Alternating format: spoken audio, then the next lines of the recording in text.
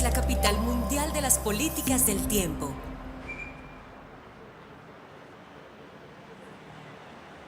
Aquí sí pasa. Bogotá, mi ciudad, mi casa. Alcaldía Mayor de Bogotá.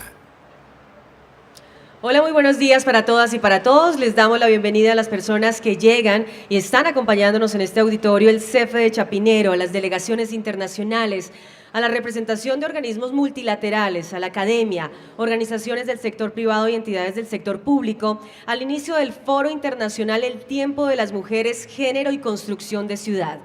Para la Alcaldía Mayor de Bogotá y la Secretaría Distrital de la Mujer es un privilegio contar con su presencia hoy acá en estos 3 días que nos reúnen para poder ser parte de este foro y poner en la agenda pública el tiempo como derecho. Bogotá es el epicentro de esta conversación global. Tras tomar el relevo de Estrasburgo, Bogotá pues asume este liderazgo global y se convierte en la primera ciudad latinoamericana reconocida como capital mundial de las políticas del tiempo, una distinción otorgada por la Red Mundial de Gobiernos Locales Regionales por el Tiempo. Ese reconocimiento implica también una gran responsabilidad, asumir el liderazgo global en la promoción del uso del tiempo a través de la producción del conocimiento y la construcción de herramientas que permitan medirlo y valorarlo. Para dar inicio al foro, invito a la Secretaria Distrital de la Mujer, Laura Tamileal, a dar las palabras de bienvenida. Secretaria, muy buenos días, gracias por estar con nosotros. Muy buenos días para todas y todos.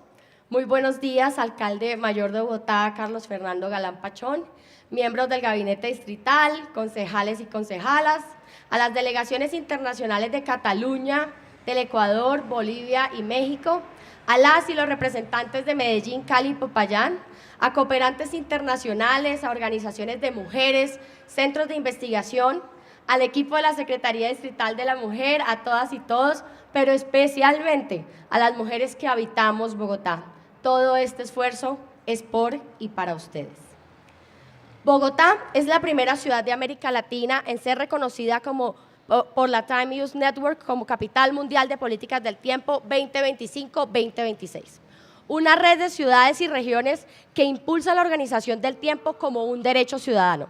Un derecho que para nosotras las mujeres ha sido difícil de materializar. Según datos del Observatorio de Mujeres y Equidad de Género de la Secretaría de la Mujer, el 81% de quienes realizan trabajo de cuidado no remunerado somos las mujeres. 6 de cada 10 mujeres tuvieron que dejar de lado actividades de recreación, cultura, deporte o salud porque el tiempo no les alcanzaba. Eso significa la pobreza de tiempo, no poder elegir libremente qué hacer con este recurso. Con este contexto, Bogotá decidió apostarle a un sistema distrital de cuidado fundamentado en las 3 R's. Reconocer que las labores de cuidado son eso, labores. Redistribuir las labores de cuidado porque es necesario el compromiso y la corresponsabilidad de todas y todos. Y en ese sentido, reducir las horas de cuidado no remunerado para que con ese tiempo libre las mujeres puedan tener espacio de respiro, le apuesten a su formación y a su autonomía. Prueba de esto último es que según Infocuidado, nuestro sistema de información, del 1 de marzo de 2021 al 30 de junio de 2025, 8.531 personas utilizaron las lavadoras comunitarias que representan 3.593 días liberados. Este esfuerzo no sería posible sin los 12 sectores de la administración distrital que aportan con sus servicios y esfuerzos a un gran sistema distrital de cuidado. El sistema de cuidado de Bogotá hoy cuenta con 6.7 millones de atenciones en todas sus formas de territorialización. Cuando me preguntan en diferentes espacios qué se necesita para iniciar un sistema de cuidados en los territorios, por la experiencia que tengo en esta ciudad, diría que un movimiento de mujeres que pone sobre la mesa esta desigualdad y la voluntad política de invertir en nosotras. Esta administración del alcalde Galán llevamos 3 millones de atenciones, porque construir sobre lo construido en temas de género es una gran decisión política y porque definitivamente no hay tiempo que perder en el avance y la garantía de nuestros derechos. Además de las 25 manzanas del cuidado que tenemos en operación, incluyendo a las 4 que inauguramos el año pasado, los 2 buses del cuidado que inician operación en noviembre, construimos una apuesta de cuidado comunitario en la que fortaleceremos 77 organizaciones de cuidadoras. Contamos con un equipo de cuidados itinerantes en donde prestamos servicios de cuidado en cajas de compensación, universidades y empresas del sector privado para continuar hablando de redistribución. Y además, el reconocimiento de las manzanas del cuidado como espacios seguros para las mujeres, porque garantizar una vida libre de violencias también es uno de nuestros grandes compromisos. Para finalizar, les quiero confesar que este foro internacional, el tiempo de las mujeres, género y construcción de ciudad, me llena de esperanza. Saber que desde cada uno de nuestros quehaceres seguimos interesados e interesadas en trabajar por las mujeres me alienta.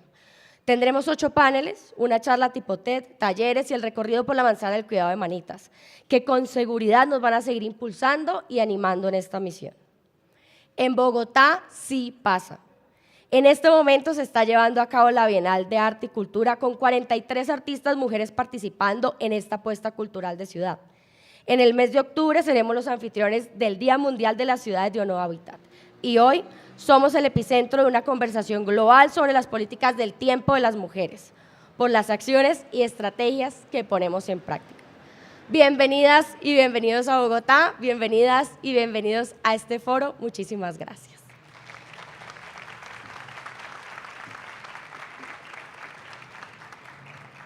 Muchas gracias, secretaria de la Mujer Laura Tami Leal. Recordemos que Bogotá fue elegida como la capital mundial de las políticas del tiempo 2025-2026 por liderar una agenda que reduce las desigualdades en el uso del tiempo con la política pública de mujeres y equidad de género y la implementación del sistema distrital de cuidado desde 2020.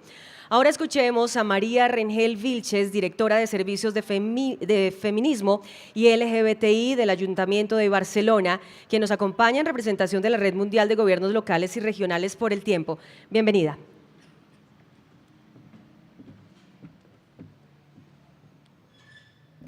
Muy buenos días a todas y a todos. Primero de todo, agradecer encarecidamente al alcalde de Bogotá, señor Carlos Fernando Galán, y a la señora Laura Tami, secretaria distrital de Bogotá, por hacer posible este foro internacional aquí en Bogotá y tener este espacio para encontrarnos todas y todos y para hablar del derecho al tiempo. Muchas gracias a todas las personas, entidades y autoridades que han querido participar. Y en nombre de la Red de Gobiernos Locales y Regionales de las Políticas del Tiempo, es un honor compartir este espacio con ustedes. La Red de Gobiernos Locales y Regionales por las Políticas del Tiempo fue creada en 2008 y actualmente contamos con unas 40 entidades miembros, municipios, metrópolis y regiones de todo el mundo, incluida Bogotá y también incluidas las administraciones catalanas que hoy también acompañan al Ayuntamiento de Barcelona aquí, que son la Generalitat de Cataluña, Diputación de Barcelona y la Área Metropolitana de Barcelona, que junto con la Time Use Initiative somos las impulsoras de esta red internacional desde el principio. Estas administraciones compartimos un mismo compromiso: reorganizar el tiempo de nuestras sociedades para mejorar la vida de la ciudadanía y garantizar el derecho al tiempo. Esta red es un espacio de cooperación internacional, donde las ciudades y regiones aprendemos unas de otras, compartimos experiencias y ponemos en común políticas innovadoras. El tiempo, a menudo invisible en la agenda pública, se convierte aquí en un eje fundamental de transformación social. Una de las iniciativas más destacadas de la red es la Capital Mundial de las Políticas del Tiempo. Provide people information about how to better use time. But why is this so important? Laura Tami was also mentioning that this is very important when it comes to our well-being. It's the way that we organize our behaviors and our rhythms because they condition our daily lives, the day-to-day of families, of enterprises, of schools, of cities. And it is here where public policies can make the difference. From this conviction, cities that make this up, we work to be able to use time more sustainably, more in being enough and being more equalitarian. We also have to make sure that we understand that this directly affects our health, because the time, and when it comes to transportation, when it comes to economic activities, also have a direct impact in ecology. We have to have a good organization of time in order to improve resources and the daily lives of people in terms of equity, because redistribution of time reflects inequalities when it comes to gender and age. And in our international agenda, it is important to show that time policies are much wider when it comes to sustainable development, which is one of the great challenges of our time. And when it comes to feministic perspectives, reorganizing times is key for co-responsibility and to guarantee equality between men and women. When it comes to sustainability, a better management of urban centers contributes to reduce emissions, to save time and energy, and the quality of life is improved. And when it comes to health, cities that are more equilibriate when it comes to the reduction of tests improves lifestyle towards a healthier lifestyle. Thank you so much to Barcelona, who have been working around this for many years so that we can have this debate when it comes to all of these institutions. We have been working since the 90s in a project that is called Barcelona Women Change Time. And here we are uniting time and gender, especially with women. In 2003, we created the first talk about the quality of the uses of time in Spain, and we have continued working on this line. In 2022, Barcelona was the first capital in the world for the policies of time, and this gave us great visibility in the world, and it helped us make initiatives like the Impact in Barcelona with over 300 entities that were associated, and also with the private sector that added the importance of the time of work when it comes to this subject. And now Bogota is adding itself as the first Latin American capital when it comes to time. It is very relevant because it shows that these policies transcend frontiers, and every time cities know that it is more key to be part of this network. For Bogota to assume this challenge means that we are opening a new door to Latin American that will enrich the international debate with new policies and that will inspire other cities from the region. And now I can see if I can find the page that I need to read. I'm sorry. To end, I found it. The making time important is an important to transform and to lead. Today, Bogota assumes this to be the first Latin American city to do this. From all of our organizations, we want to thank Bogota, its implication and its will to open this road. We are completely convinced that this forum will be a space for inspiration and for collective learning. To advance in time policies means to advance towards cities that are more just, more healthy, and it means to recognize that time is a right and that guaranteeing it is key for the well-being of our communities. Thank you so much for your attention and for your time. Thank you.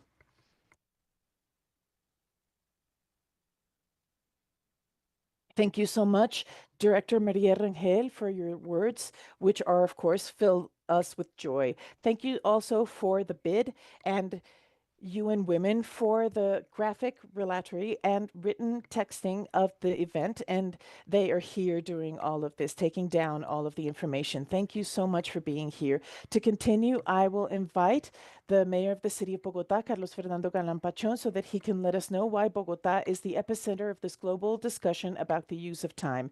Thank you so much, Mayor. Good morning. Good morning, everyone. A very special hello to our District Secretary for Women, Laura Tame, and her entire team. Thank you so much. To Maria Rangel, the representative for local policies about time from Barcelona. Thank you so much for being here. And to all the delegations that are here with us today from different countries and also from different cities in Colombia that are interested in this subject and this opportunity that this forum exposes. Thank you so much for the women from the care block from Chapinero that are here with us today. To the student groups also, social organization, media, and everyone here. Thank you so much. Without a doubt, today there is a historic opportunity that Bogota is the center of this forum as the global capital for the use of time. This is not a recognition to my policies of government, but to our city. This is not correspondent to a single government, but it is a bet towards a city that we all have in terms of a commitment that we have to guarantee to continue to transform our city so that we can reach our goals. This recognition obviously fills us with pride as a city, but it also fills us with more responsibilities in order to continue advancing in these policies. It means that Bogota is now a living laboratory when it comes to urban innovation, when it comes to gender, and that the world is looking at Bogota as a center when it comes to care and equality and about transformation in the societies. This forum is key to share learned knowledges because we've been working on this for a long time, but we also have many challenges in front of us when it comes to generating dialogue with other actors and to generate cooperation nets and to be able to project Bogota towards the global agenda. When it comes to the time of women, the data that have been explained by the other people who have spoken, we have to understand that when it comes to the leadership in public policies, we have to understand all of this data and the need to recognize the problems when it comes to the use of time and the structural inequalities in our society when it comes to care tasks taken mostly by women who have to give up their studies, their work, and their own economic autonomy because of the overload when it comes to unequal care distribution. When I said Bogota gave a historic step in 2020 when we started with the care, the district care system, and we have provided over 6.7 million services that have been provided in every single offer that we can provide from the district in terms of interinstitutional bets, because this care system is an interinstitutional bet so that everyone can contribute to guarantee all of our goals are met. We have been able to achieve everything when it comes to the local laundry systems, which have provided incredible impact. Also, when it comes to the art of taking care of ourselves, which have contributed to liberating millions of hours of non-paid work here for women in Bogota. These hours are considered opportunities to study, to work, to rest, basically to dream, because we all have the right to do this. I also want to mention that this forum includes a subject that is very relevant, and it is a responsibility that we all have when it comes that to having more time is not possible if we do not have safety. Unfortunately, between January and August of this year, 76 women have been murdered in Bogota just this year. So, according to the Fiscalia, 12 of them were victims of feminicide. Just in 2025, we have attended over 200,000 problems in cases, out of which 67% are related to violence. We definitely have an immense challenge when it comes to safety. So this is why we have intensified the attention to women with the purple line and the equality houses and the presence that we have, that our teams have in hospitals. Our goal is clear. No woman should see their life project be stopped because of violence. We also have to understand that the way that women relate towards the cities is very different to the way that men relate to cities. Our challenges are very different, and the city has to act accordingly in terms of its decisions when it comes to urban planning. Especially what Laura said, what it means to, what Laura said, using public transportation, that which is is also connected also connected with to time time policies, policies, right? because Because when it obviously comes most to the users of users the of public public transportation transportation, they system are are women. women, And and in this is this an area where they're scenery, also we facing have permanent violence persistent towards women violence when it in the comes to transportation transportation. scenario. So we have So to we also have to advance, move obviously, forward in when it comes to reducing reduce the times for time those that users these women that are use mainly women transportation, women in their especially, transportation, and and that is that's why we why wanted we're to build betting this on metro. This is not um, one line of metro, it is a system of metro, but we have to metro continue system. advancing It's with we're up to going to, on the 5 first lines line right within now, but the next hopefully 20 during the years next 20 years, we can do 5, 6 lines all over the city, specifically for women. But we also need to talk about a to scenario make in sure that we can transportation that transform the also needs to system of be transformed, transportation so that it serves and particularly particularly for women, women. especially. That also includes policies So related this to also, we know that there is aggression when it comes to frequent aggressions towards women. In this city that has a system of cycling routes, that means that there's many traveling when it comes to bicycles. And it is one of the cities that generates the most amount of travels when it comes to bicycling. And there's a lot of women who are also permanently threatened in this space. So this we also have to keep in our radar. So we have to continue producing more results. all of this. I'm saying because of the team that we built in Bogota, this understanding that this city has had of this problematic and the measures that we've taken that we also need to strengthen, it wouldn't have been possible without the data that we have. The Observatory for Women in Equity is turning 10 years old, and they've managed to make visible the poverty of time and guiding public policy in our city. It's due to this effort that we can be the capital designated by the network, that Bogota can be projected into the world, with new cities that are being added to the world network for time policies, and with international projects, the Chile government, the Umeå University in Sweden. This forum, as we were talking about before, is a lot more than an academic or institutional event. It's an opportunity to recognize the problems, and the policies that have been implemented in cities all over the world, to learn from them, and from that move forward in understanding that women's time is a time for society's well-being, and that's why it's essential to move forward in that, and why Bogota is turning into an innovative city that opens its doors, that uh, aims towards equality for the transformation of the culture in our cities and the construction of a better and more rightful life for everyone in our cities, for the improvement of our cities. Thank you very much.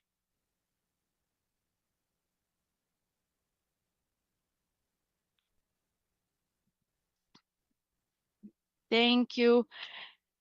We invite everyone to follow us on our social media for the Secretaría Oficial sdmujer.com.gov.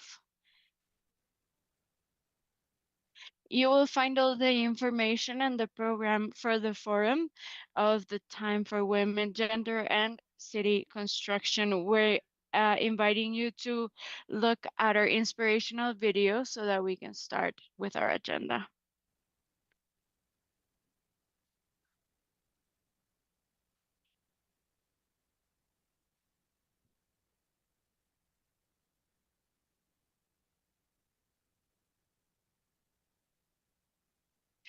Time is for learning,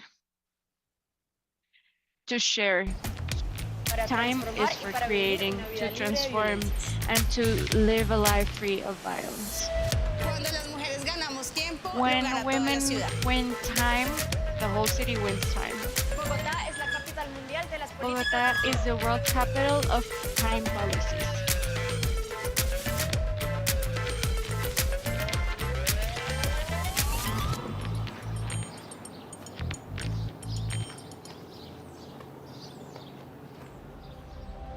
Bogotá es la capital mundial.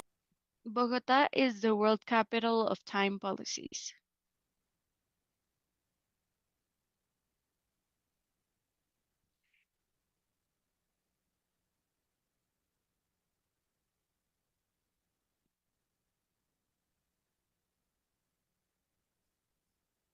Bogotá is my home.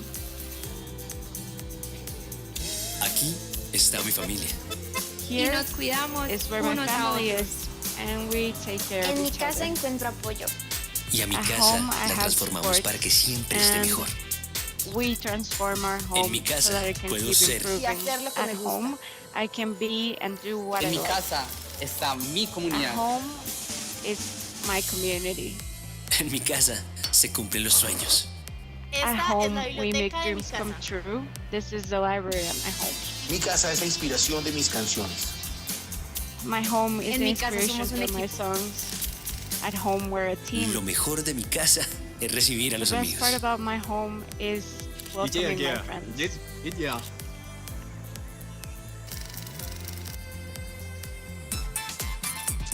Mi casa tiene la mejor comida, Home it La mejor has the música. best food, the best music, las mejores fiestas, the best parties, el mejor jardín y la mejor the vista. best garden, and the best view. A veces mi casa también está sucia, Sometimes desordenada, home can difícil, be dirty, insegura. messy, Pero no olvidemos que difficult, muchas unsafe, veces nos hemos unido but we y can't hemos forget logrado lo that we've imposible. come Hemos together demostrado de lo and que we've somos managed the capaces. impossible. Hoy más que We've shown the nunca world es what we're momento de capable of, cuidarnos and unos today a more otros, than ever de trabajar it's time to take juntos, care of de each recuperar other, el orgullo to work y la together, confianza. to Es get our momento de pride darle back and una our oportunidad trust. a la It's esperanza. time to Bogotá, give a mi chance ciudad. to hope. Bogotá, my city. En Bogotá, mi ciudad, mi casa. Bogotá, Alcaldía city, Mayor my de home. Bogotá.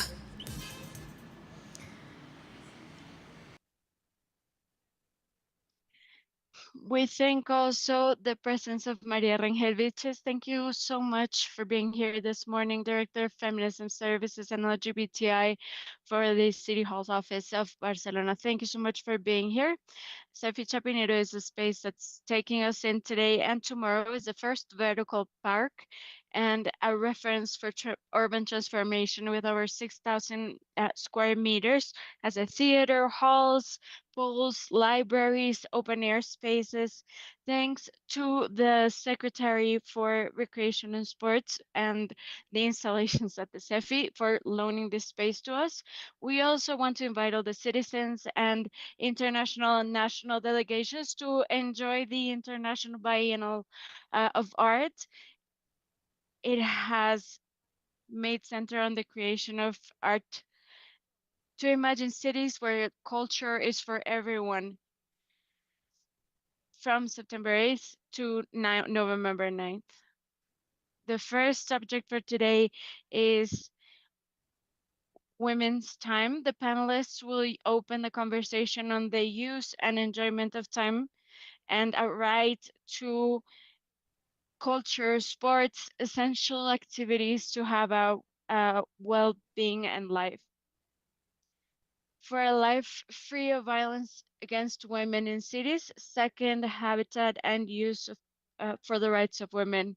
And the third panel is going to be enjoying the city, a look at the focus with a gender focus.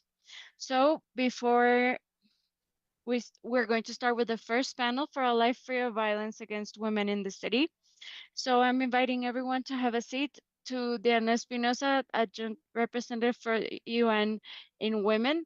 And we're also inviting Daphne Cuevas Ortiz, Secretary for Women in Mexico, Laura Tamen Leal, and Women's Secretary in Bogotá, Colombia, and our moderator, Marta Beltrán Jagdec, Director of the Informative System in CTTV, so that they can join us for this panel. Thank you very much.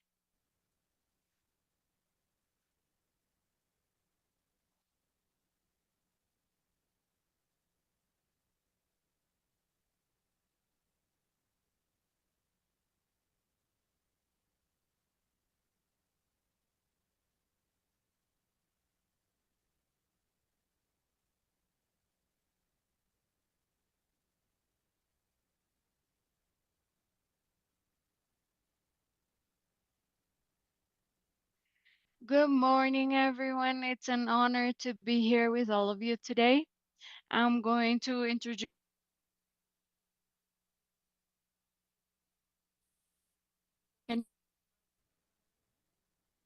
a little louder, please. Thank you very much. All right, a little more. A little more volume, I think, so that on the top they can hear us better. Hello, hello. Can you hear us? I don't think they can.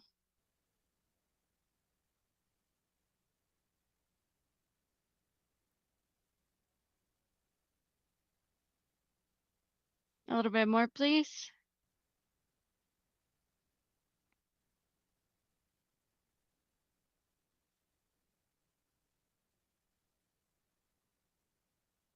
All right, let's get started. So it's an honor to be here. I'm going to introduce you very quickly. I'm with Diana Espinosa, the representative for ONU Mujeres Colombia, sociologist from the Universidad Nacional de Colombia, magister in political science from the Universidad de los Andes, and high direction of the State and Security and Defense. It's currently acting as a joint representative for the UN ONU Mujeres and the N- United Nations system, academy, and social organizations. Welcome. We also have Secretary Daphne Cuevas Ortiz, Women's Secretary for the City of Mexico, economy, government, and occupying positions in Deputy Chamber and Human Rights Chamber, Federal District from the Senate for her contributions to gender equality and women's rights. Welcome, and our Secretary Laura Dami, Secretary, District Secretary for the Women, lawyer, magister in law from the Universidad Externado with over 15 years of expert and advisory in the Ministry of Education. It's an honor to have be here in this panel with you. I'm going to tell you something, so I'm going to take 1 minute for a story that I think is pertinent to everyone here. I'm going to talk about Anna, my daughter, who just turned 19 years old. Anna, 13 days ago, went to the Central Cemetery in Bogotá to visit Alejandro, a friend who committed suicide a couple of years ago in school when he was 16 years old. She went to visit him because it would have been his birthday. He would have turned 18, 19 years old. She went to the Central Cemetery with two of her friends from school. The Central Cemetery, for those of you who are here from other cities, is probably the biggest cemetery in the city, historical cemetery where we have political characters like Galan father, the father to our mayor, like Miguel Uribe, who had and was assassinated recently. And we have intellectuals, writers, and also Alejandro, the friend of my daughter's. They arrived at the cemetery at 2 p.m. on a Saturday very early, and they're in this place where we're honoring a person. She was attacked. A couple attacked her. A couple years older, maybe 22, 23 years old. They grabbed her from her hair. They pulled her hair. They kicked her, and they stole her phone. And Anna gets home after this incident, and like, that's so lucky that you were there. That's so lucky. Nothing happened to you. They just pulled her hair, they hit her, and they stole from her. But she's alive, right? She made it home alive. And that's enough to be grateful for in a city like this. And I think the story is pertinent because we're going to talk about women's safety and in our cities. Anna was stolen from and attacked in a cemetery. And I wanted to go to this question for each of you. What places in the city do you feel the most unsafe and most vulnerable? This happened to Anna in a cemetery. I think the place I feel less safe is the park near my house, the park in my neighborhood. It's a beautiful park, but I don't feel safe going there after 6 p.m. Where do you feel the most vulnerable? Let's start here. Well, good morning, and thank you to the City Hall's office and Secretary here. It's an honor to share with the City of Mexico, another of the entities that are committed with Catalonia, the government of Barcelona, and all of you who are here today in this network of cities who are thought of and think about what happens with women's rights. So when a city is safe for women, it can be safe for everyone. So it's an indicator that marks a difference, right? So I, in particular, would ask that these spaces where I feel less safe are right next to buildings or constructions.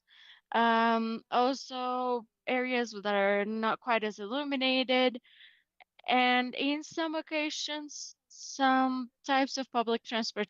But I also want to say that unfortunately that's not the story for most women in my life or in Colombia or Latin America, where the main space for violence for women is their home, right?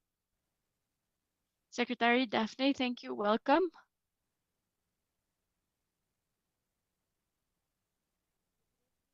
It takes 3 seconds to turn on. I think women are living unsafe environments everywhere. So from the conceptual construction of what is violence against women, how do we explain it? How do we fight it? How do we guarantee a life free of violence? It has become typified, right? Where, what spaces, what modalities. Women can live violence in every environment and very different spaces. So what's important? What are we going to do so that that life experience is less hurtful, less scary, less uh, making women's rights vulnerable? So in cities like Bogota, Mexico City, that we're here for this conversation, I think we've made certain steps in a space that's fundamental, which is public spaces. We need to work to eradicate violence in private spaces, of course. Home needs to be the safest place, but public spaces is the one that belongs to us publicly. Public spaces where we walk, where we are, where we develop, and that's where the measurements that we need to take that go through policies that we're going to talk about through time measurements, those are the ones that are going to transform that security feeling when we move around the city. Secretary, thank you. Welcome. Well, I would say that public spaces, places that are not well lit, and specifically parks, that's where I feel less safe. I was telling a story recently that I was in a work commission in a city in Latin America, but that feeling can also happen, of course, in Bogota. And I was at this commission and I got a cold. So I had to go to a drugstore to buy my medication. And at the lobby, they said, Laura, you need to go through a park and it's not illuminated right now, and there it's in front of a construction. So I just got to a point at the hotel to see how I was going to get to this drugstore. Like I made this whole plan so that to see how I was going to cross over, what would be the safest way to make it there. And I think women shouldn't have that feeling anywhere in the world or Latin America, to this way that we approach public spaces with this fear. Of course, we have a commitment for women to be free of violence in public spaces, which is a collective space that requires all of our commitment. But there's also families, right? There are a lot of the accusations for domestic violence are increasing in comparison with last year, where most of those victims are women. But if I need to answer your question, especially parks and little illuminated space. So how do we guarantee that right to a life free of violence for women in cities from policies that are global and also local? Well, that's what we're surrounded by local actors, cities that are committed with making a difference. Because in the global context, international context, there's a narrative that are questioning women's rights more and more, where women, we have some steps back elements, but we make a difference when we think from the local and we build locally, then national, then globally, because people's day-to-day life happens here, right? So a big part of our daily life is spirit through with time, through fulfillment of day-to-day life, and that makes a difference. So women effectively are the center of that conversation.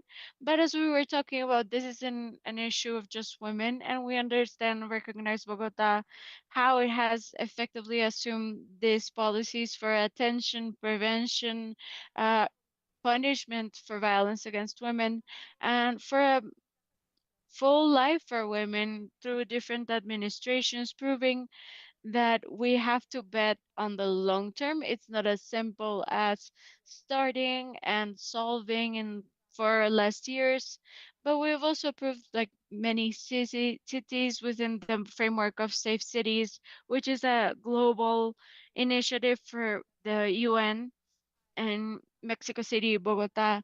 There are over 50 cities that are attached from 37 countries in the world that are currently working to think what are the best strategies and alternatives. How can we effectively make part of these works? And this is happening, having rules that punish, that let us know as a society that violence against women is non-negotiable. It is a crime. And we have some important steps forward globally. So the action platform from Beijing a few years ago, only 15 countries had laws against violence against women, and currently, sorry, 12 in 1995. 30 years later, 193 countries have laws that punish, that prevent, that are regarding violence against women. So there are some steps forward that are happening globally, but of course, what we have learned within the framework of the Safe Cities program, a result of the work that each city does is that we generate data and create alliances.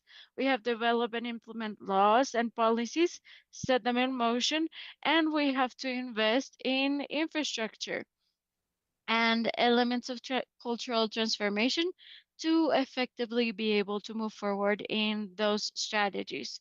Bogota joined the Safe Cities program in 2016, almost a decade ago, 9 years ago. What have we gained if we still see that is a structural problem of violence against women in these 9 years? What would you say, Secretary, that we have current? Well, I think Bogota has a public policy of women and gender equality that's very solid. We prioritize 8 rights for women in this public policy. And in this public policy, we have the right for women to have a life free of violence. We have developed this with strategies in territories, um, and with an observatory for women and gender equality that allows us to have information to reach territories in a more assertive manner. So with this government and with this need to guarantee that right, and with the information that we have from the observatory, we decided to create the women's strategy, which is a proposal that has 5 focuses where we want women to have a life free of violences. First, we need to be free of violence in the political scenario. Women, we have this right to participate politically in public policy, to choose and be chosen. Currently, Congress or the council or locally, we reach a 30% of representation. And we've noticed that from there that we are already making a difference. We need for those leadership positions with a gender focus start making impact on cities and the construction of public spaces. They create spaces that are free of violence for us. So a construction of cities from the eyes and the needs of women. So a second proposal that we have, the mayor talked about it, is the fight against feminicides. And we have a bid for prevention that's very big. We have a re-meaning of spaces where a feminicide happened in Las Cruces in the locality of Santa Fe. And we built with that community a story of why networks of support are important. We're also in co-creation scenarios that we make women guilty for being victims of violence. There's a series of violence that have been through time upheld that we have naturalized, and it's very difficult to identify them, and prevention is there for that reason. Hey, you're being a victim of violence, you can ask for help. We have a route for help that is going to take care of you in the best way possible. We've also strengthened that route. We have spaces in the so that a victim can be taken care of in 8 hospitals. Sometimes they get to hospitals and this narrative starts with the team like, okay, so maybe that happened wasn't that you fell. And we're here to help you to give that step and to press charges. So the fight against feminicides have also called us that is an intense work, but that is also very necessary and it needs intersectionality, a contesting of many other entities so that we can see results in that sense. And that's what we're working on. But also economic violence, that's also growing, is a third type of violence where we have the most attention at the Women's District Secretary, and their autonomy is super important so that we don't end up in violent cycles or so that we can leave them. One of the things that we've done in this time to generate that autonomy is we made the first fair for living that was exclusively for women. We have the second one this weekend because anything that has to do with autonomy and women being leaders and autonomous in the use of their resources will help them identify violences and leave those violent spaces. Also, transportation, that's a good news for Diana, what I'm going to say. We signed a memorandum last week of understanding with Ecamacol, Cusesar, con Concreto, con INSA, and the Metro company to intervene construction sites. What are we going to do with those construction sites? We are going to first tell them to the people that work in these companies how women want to feel there, what is not allowed, because it happens a lot with violence in transportation, transportation, that people don't know what's violent. So we're going to start there. We have four points that are prioritized in a pilot so that we can reach the entire city. And this is a huge commitment. The mayor just told us it's a huge challenge, but what we have in the secretary is that we want to guarantee rights for women. That's amazing news, Secretary Daphne. Mexico also is going through a program for safe cities, and they've had some important uh, steps forward in how it's hurting here in Bogota. How have you implemented this, and what can we learn from it, from you?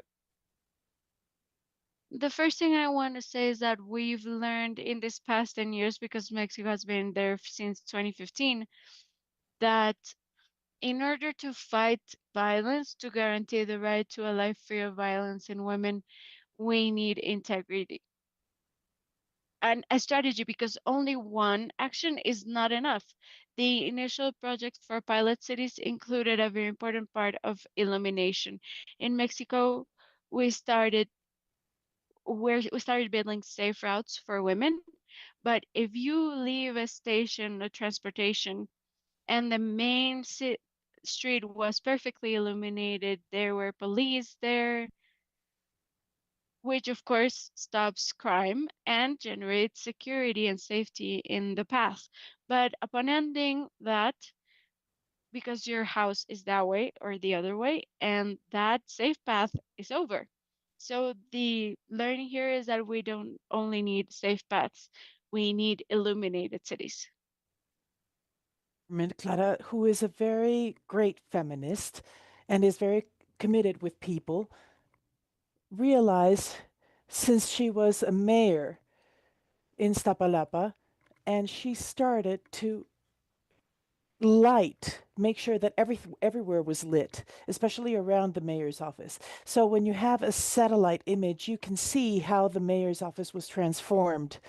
And then it started being illuminated completely. Today, Clara Brugar is the chief of government of the city, and our projects, with among other things, includes the illumination of the areas where people are more vulnerable when it comes to neighborhoods that have been identified that have the greatest risks, again, when it comes to violence to women.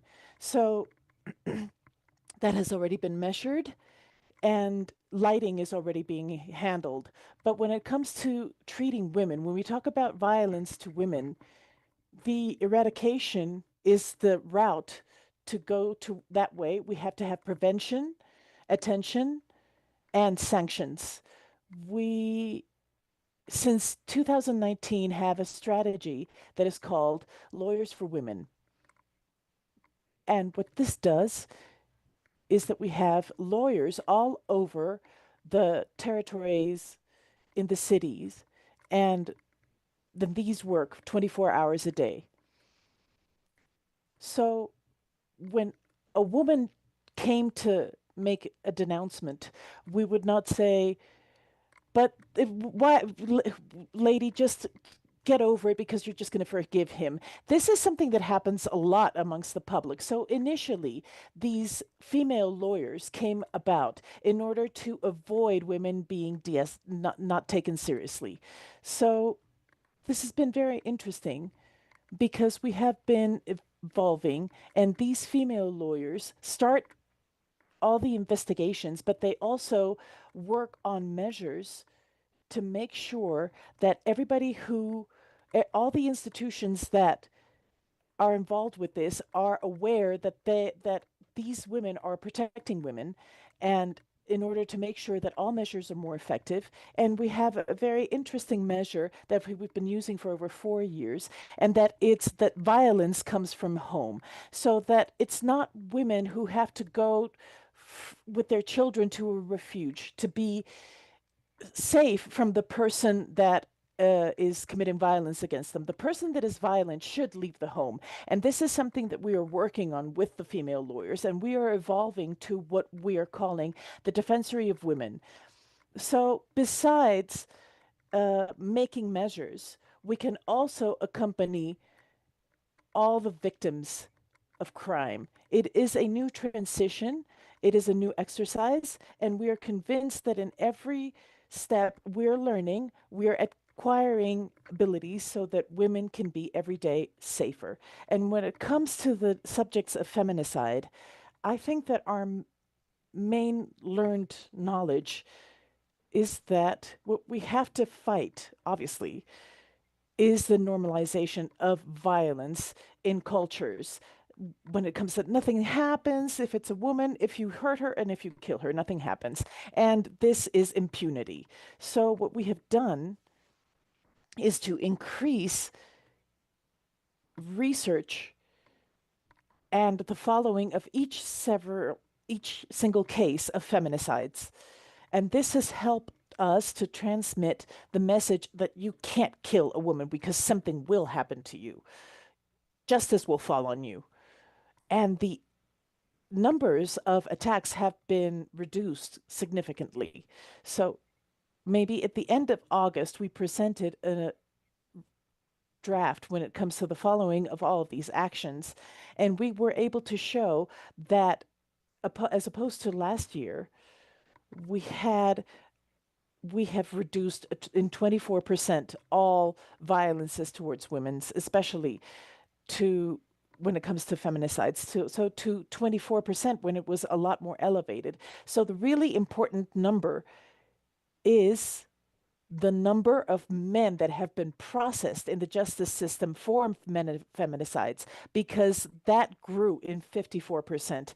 And this year, a total of 24 feminicides have been carried out, but we have brought to justice 18 of the criminals that have carried these out. So this is fantastic. So for Bogotá, this is still the crime that is most worrisome for women in Bogotá. So what are you guys doing about that? Laura Tami, secretary. So when it comes to the fight against feminicide, as I was saying, we are talking with the police and the justice departments, we have presence in 8 hospitals because the health sector also plays an important part.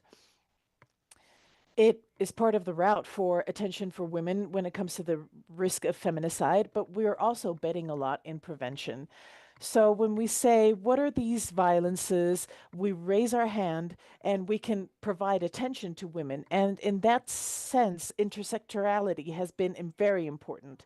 We have alliances from the private sector that have helped us amplify our coverage, and we have carried out our safe networks for women, starting with a store called OXO. There's in the locality of Suba, there's 4 to 5 OXOs, and there's several, and these are all points where we can activate these routes for safety. So we are all teaching people on how to keep women safe, to develop a consciousness and an awareness about how to keep women safe. And also women can get to these stores, to these OXOs, so that they can activate the safety route. Also, in safety nets, we also said, well, we have to come to the living spaces when it comes to apartment buildings and condos. So we identified that the local city area with the highest risk levels, we went there to work with buildings and condos. So we were telling them that it is important for them to activate this safety route, because any person that has anything to do with safety can call 123, the safety telephone number for Bogota. And here we contacted Amarillo, which is a construction enterprise here in Bogota, and we told them that you have to make sure that all the buildings that you build can have access to this safety route. And now we're going to talk about other aspects that that include the opening of safety nets, so that we can have a wider opening for the safety route.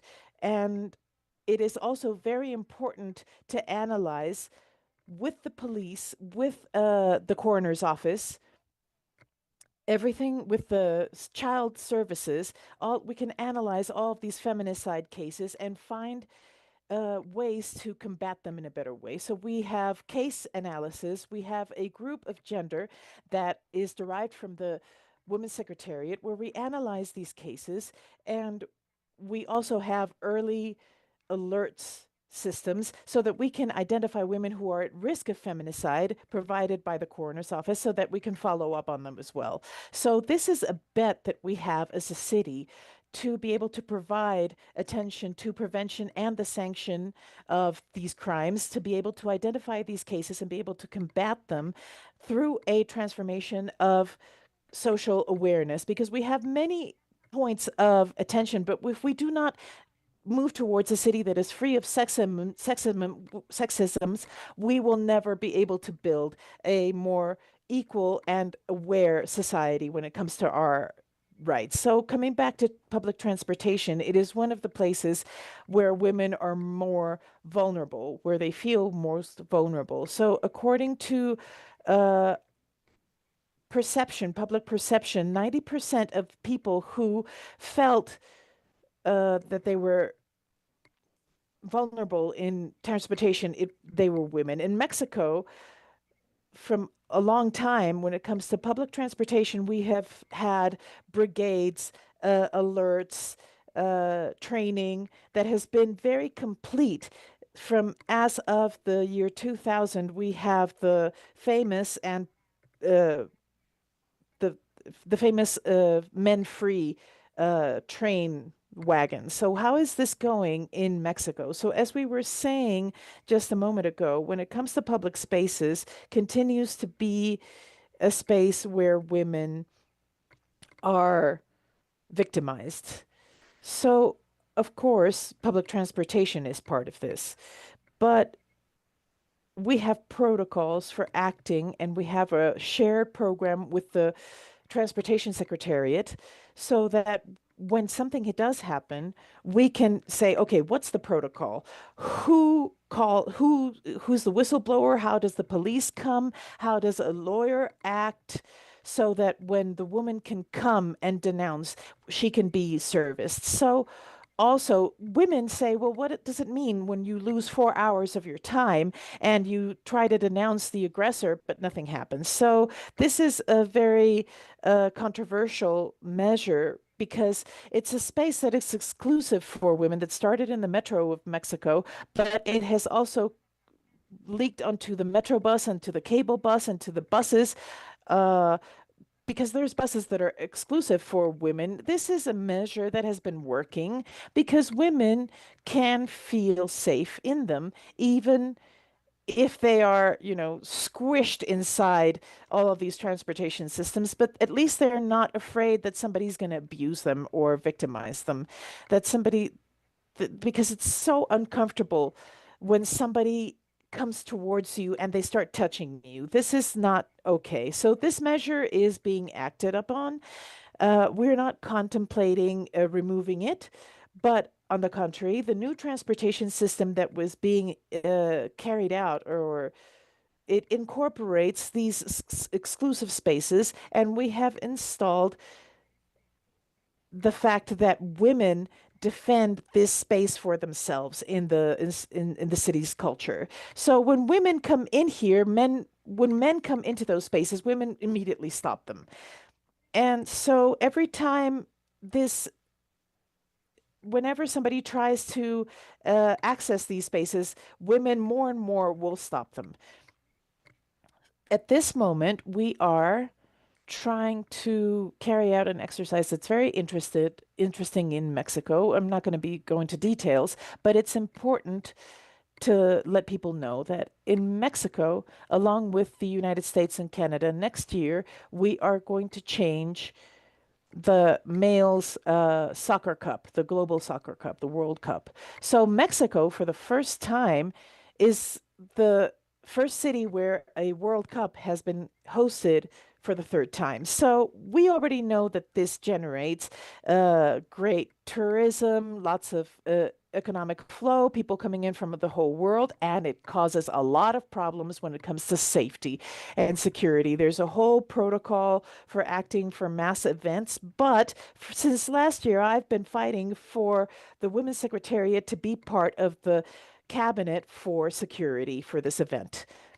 So the first time that we when it first started, I had to fight for people for me to be invited to the talks because we have to acknowledge what happens when it comes to the World Cup, what happens surrounded to the soccer matches, what happens to women, because every single time that there's a soccer match, violence is increased towards women. So you have to know that there's an incredible necessity so that we can use the World Cup to be able to make it a form of publicity to expand these policies towards the safety of women. So the Secretariat of Women and the Secretariat for Social Security, for Public Space Security, is participating to make sure that this World Cup is helping us prepare to achieve that this space, which is full of emotion and full of people, can include a space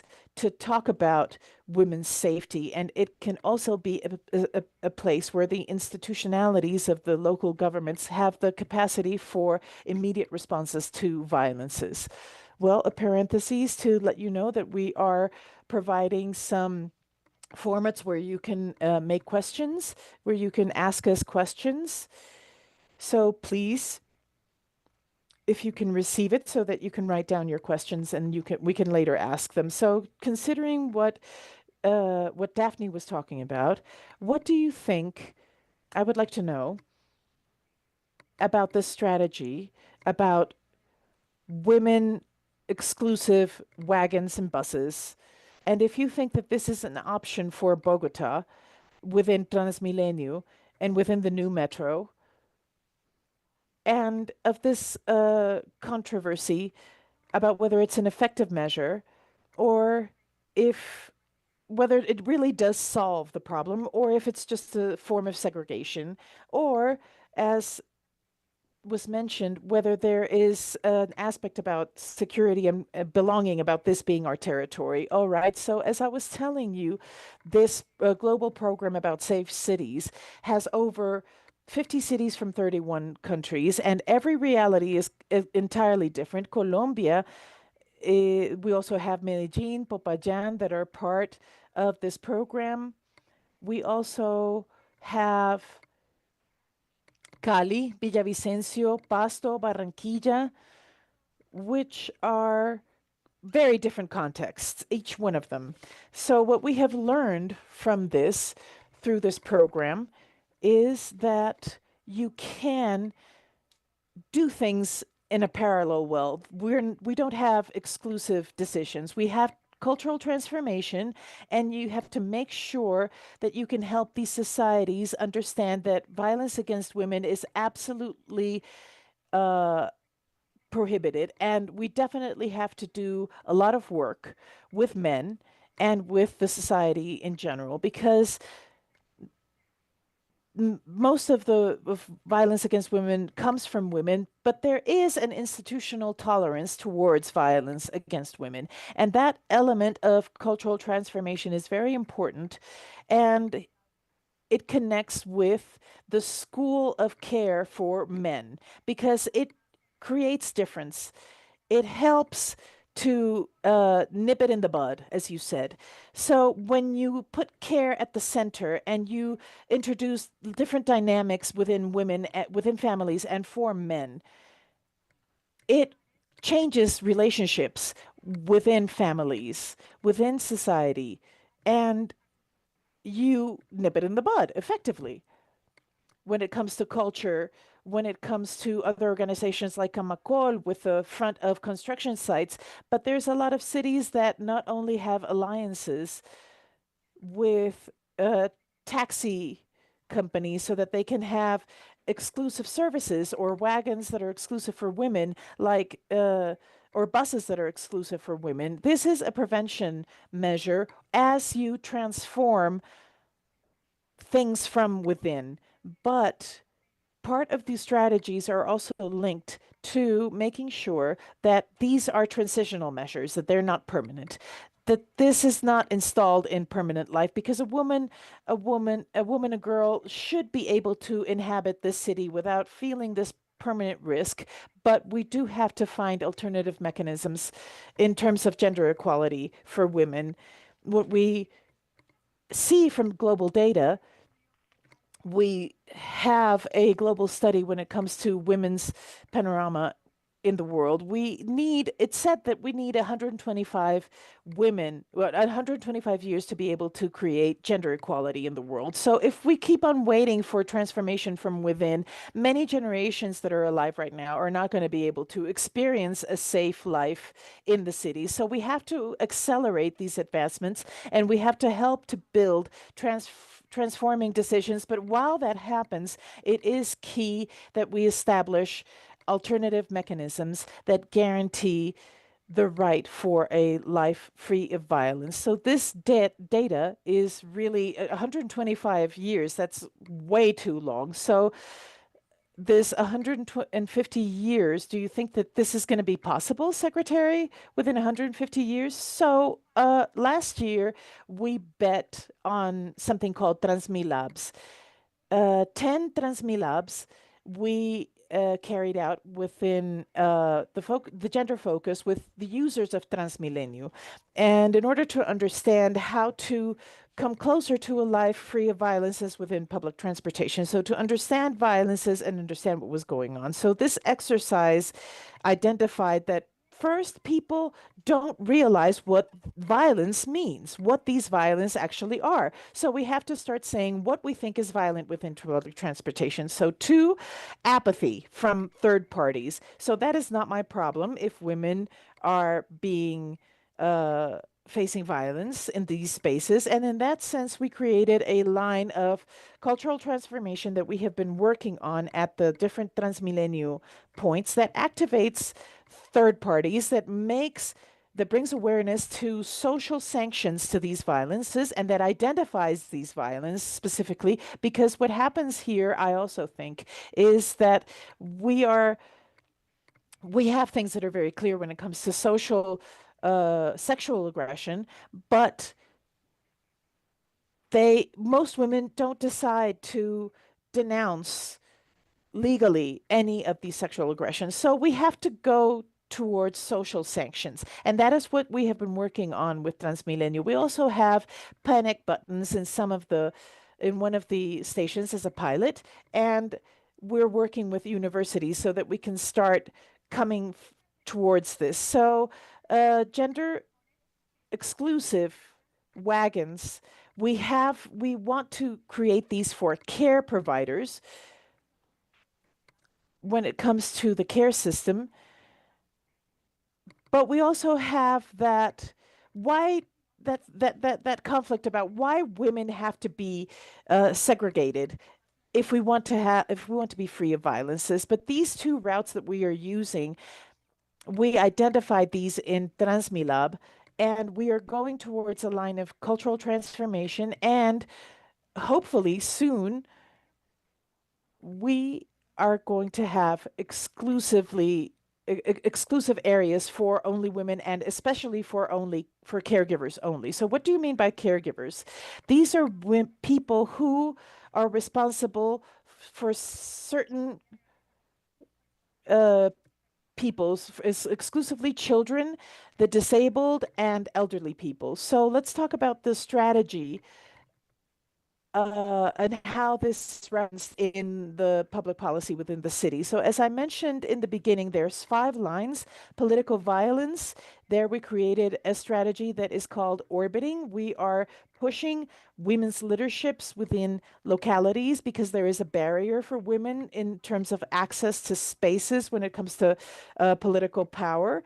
And there are violences associated to these spaces. So we want to strengthen these leaderships from women in localities. Second, the fight against feminicides, which we have been talking about, which is a bet for a life free of violences within public transportation. We also want to tell you that in many cultural events within the city, the Secretariat also has certain areas where we want to come closer to these populations that are younger. So we were in Rock in the Park. We were in several events for younger people so that these people can come together and come closer in terms of these initiatives for violence-free spaces. We also there's never enough points unless we have enough people working on this. So this takes a long time. Why are we going to invest in all of this? Well, we have to start with something. We have to start talking about what chauvinisms are, what stereotypes are, and all of these risks that we have in all of these spaces. So the strategy of women has required a lot of effort in the intersectorial sector when it comes to public policy that impact women. I've always said that the Women's Secretariat is the one that knows women better in Bogota, but is the one that works the most for women in Bogota. But this use of the administration is also fundamental to impact women's safety. So as a citizen, if I were to define what is a city that is safe for women, I would say that where it's a city where we're not raped, where we're not harassed, where we're not attacked. So what is the definition, the most precise definition of a city that is safe for women? Well, here precisely, as we were talking about, this has to do with cultural contexts, with the different conditions that each city faces. But there's also a logic when it comes to human rights and the guarantee of these rights. So to live without fear, that is a city that is safe for women, a city where women don't have to plan a route, a transportation route. Where am I going? Where do I go? So that, oh no, I can't go this way. I can't do that because it's not lit enough. These places are not quite, safe. This marks a difference. But it's also a city where how does this happen? Where this happens when we change as a society, we become a different society, when we have certain ethics within our relationships that doesn't believe that women and girls are objects over which men have power, but we are pairs, we are peers, we are the same. And that is why cultural transformation workshops are so important within a city that needs to consider that it is not okay to carry out violences towards women, but towards people in general. And undoubtedly, it's also a city that has an infrastructure that allows us to use time adequately. So when it comes to infrastructure, when you're going with your marketing, for example, these things are mostly done by women, but they should be something that is carried out by both men and women, but that can be assumed by infrastructure as well. So that when you're carrying your groceries, this is not something that is difficult for women or for anybody. When you have a disability, this is not something that is difficult for you within the infrastructure. So there's also a quality of life to be able to live without fear and to emphasize in quality of life of people. Then this marks a great difference. And this is a task that we have been signaling. This is not just a task for the Women's Secretariat, it's a responsibility of all the cities, of the mayors, and it sets a difference within infrastructure secretariats, within security, all the different secretariats that work, especially when it comes to the health secretariat, because we have to help women who have suffered these attacks. And also, we were talking about approximating the fact that the life of people also happens in malls and great events and parks. And so, something that we have to make sure that we have to have safe events, safe parties, especially for women. So, as we were talking in Mexico, because this creates a difference when it comes to the organizations of these events and of these actions. So, we have to do this investing. This doesn't happen with, overnight, and it's not magical. We have to have concrete actions. We have to bring different actors, and some of these actors are the networks and the organizations of women who have been doing this for years. It was being mentioned by Secretary Laura. This is a subject that focuses on networks of women that help us transform everything that has to do with strategies for financing, because these are areas that are not receiving enough financing. When it comes to networks of women, they usually work as volunteers. They are social capital, but they don't have financial capital for decades. But so we have to strengthen this. This cannot be only carried out through the state, but it also has to be done through the private sector. So we do have to provide we have to accompany all of these networks and all of these social networks from women as first responders and as elements of prevention for cultural transformation. So, what do you think is a safe city for you? So, in Mexico, what we are working on, what we're trying to install, so safety for women is not just.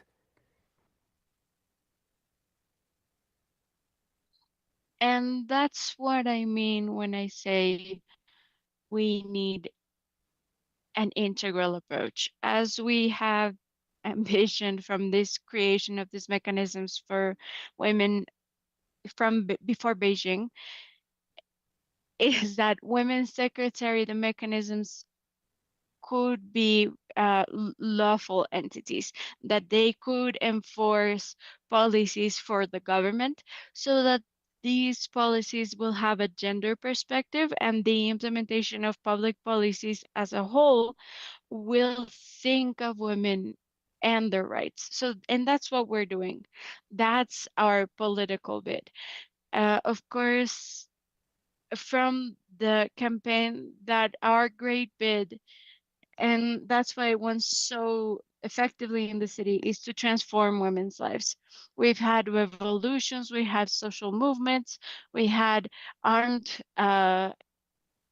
armed forces. We've everything has been transformed, and women's situation hasn't been transformed, and that's what we want to transform. And that's why we need to understand how it's distributed, the caretaking work work distribution, how women have been relegated in this absurd imaginary of private life work and not public life work, when a long time ago women have been in the market, in the economy, because one income is not enough. There are a lot of women head of house. There's no other income that are taking care of fathers, brothers, this misogynistic imaginary, patriarchal imaginary that women are only contributing to the private life is a lie. And we need to value women's work not just in the political and economical market, but by gapping the gender gap in payment. But we also have to transform caretaking work that is not that is not paid. We've thought about a lot the starting point of the systems that started in utopia. Who, anyone who doesn't know what a utopia is a recovery space of public spaces where we're adding providing services from the government, sports, cultural, education, training. These are big spaces that are uh, created with dignity, where all the services and offers are free because they are public. We've had 15, now that we're in government with Mexico City, we'll have 100 utopias. Each utopia will have its own public services, but it won't be just those 100 because there are a lot more services that are needed. So we have projected 300 for the whole city. We have called them the 3R houses. So people can ask, what does that mean? And we can let them know is revalue, redistribute, and reduction for women, the load of this work. Our objective with this public service of caretaking is to reduce the amount of women that I have to do and free up their time of women and caretakers.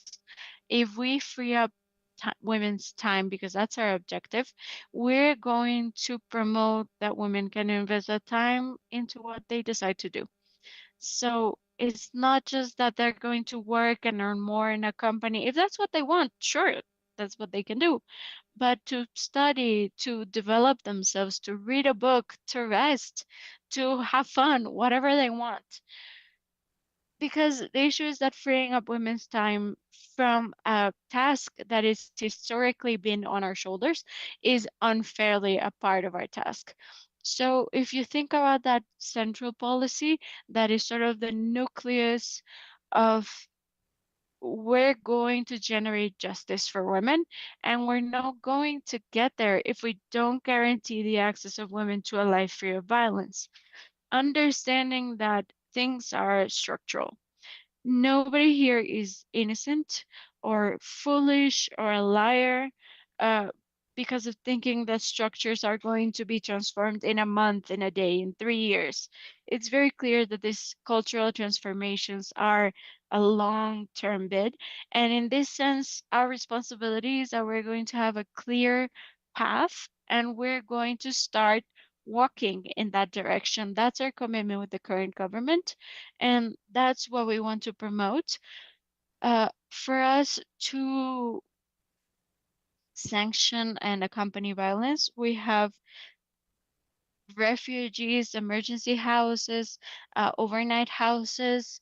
We have 14 free centers, 140 lawyers all over. Um, there's an important amount of work and a network of women who are working on the territory. Every Thursday, the entire government, from the chief of government to the secretary of finances, uh, secretary of education, planning, government, everyone, including us, we go to a colony of one of the most complex in the city, and we just knock on everyone's doors to make our presence known with the government, to say, we're here, what do you need, how do I identify cases. Our network of women, besides knocking on doors and bringing information of our star 765.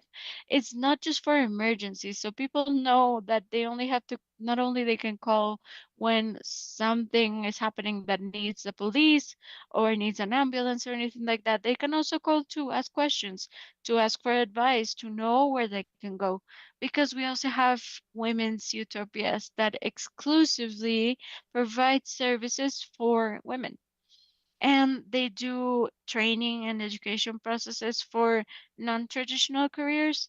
We want women to not only learn how to dye hair, do nails, anything like that. I mean, there's a lot of effort for that. But in women's economy,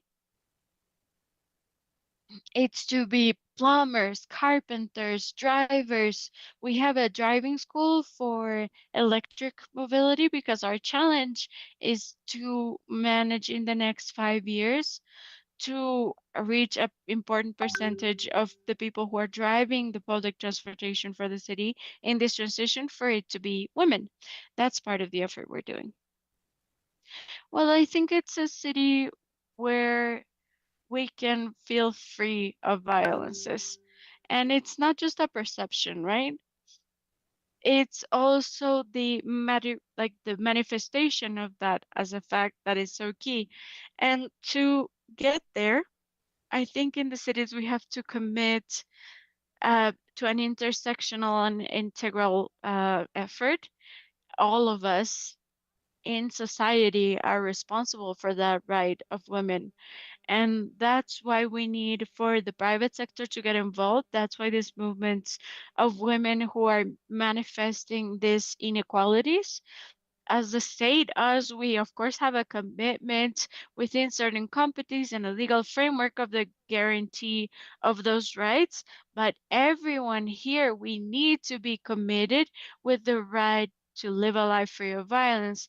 We need the police, we need all of the other sectors so that this can be more than a perception. It can be a reality in women's lives.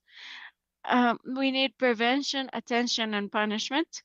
If there is impunity, there is going to be a thought of this is not important to society. This is not going to have consequences. So all of these ranks of action in violence against women becomes fundamental. Prevention, opportune attention with a gender focus, and rights for women is, we cannot approach this from what I think is a right, but what we as women have built, and it is a right. We need to have information. We need to have data. Only that way, in public management, at least, we'll be able to be more accurate. We need to listen to women in territories. We need to be informed.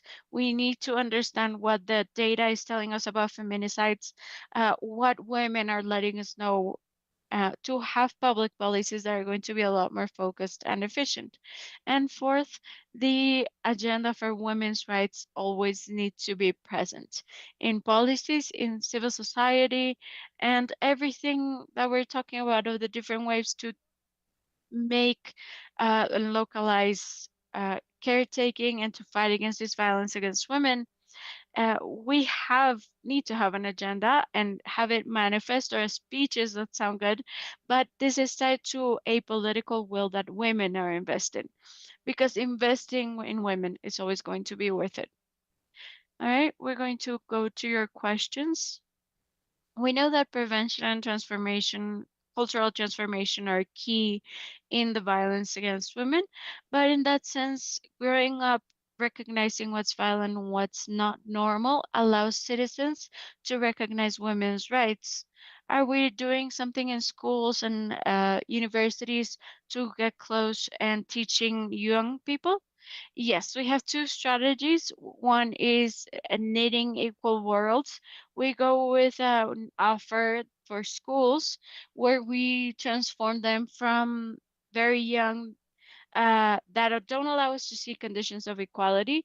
We have that in Women's Secretary, to the attention of women 18 or older, but we also open this path understanding that we need to work from an early age in this so that we can get to cultures free of sexism in the future.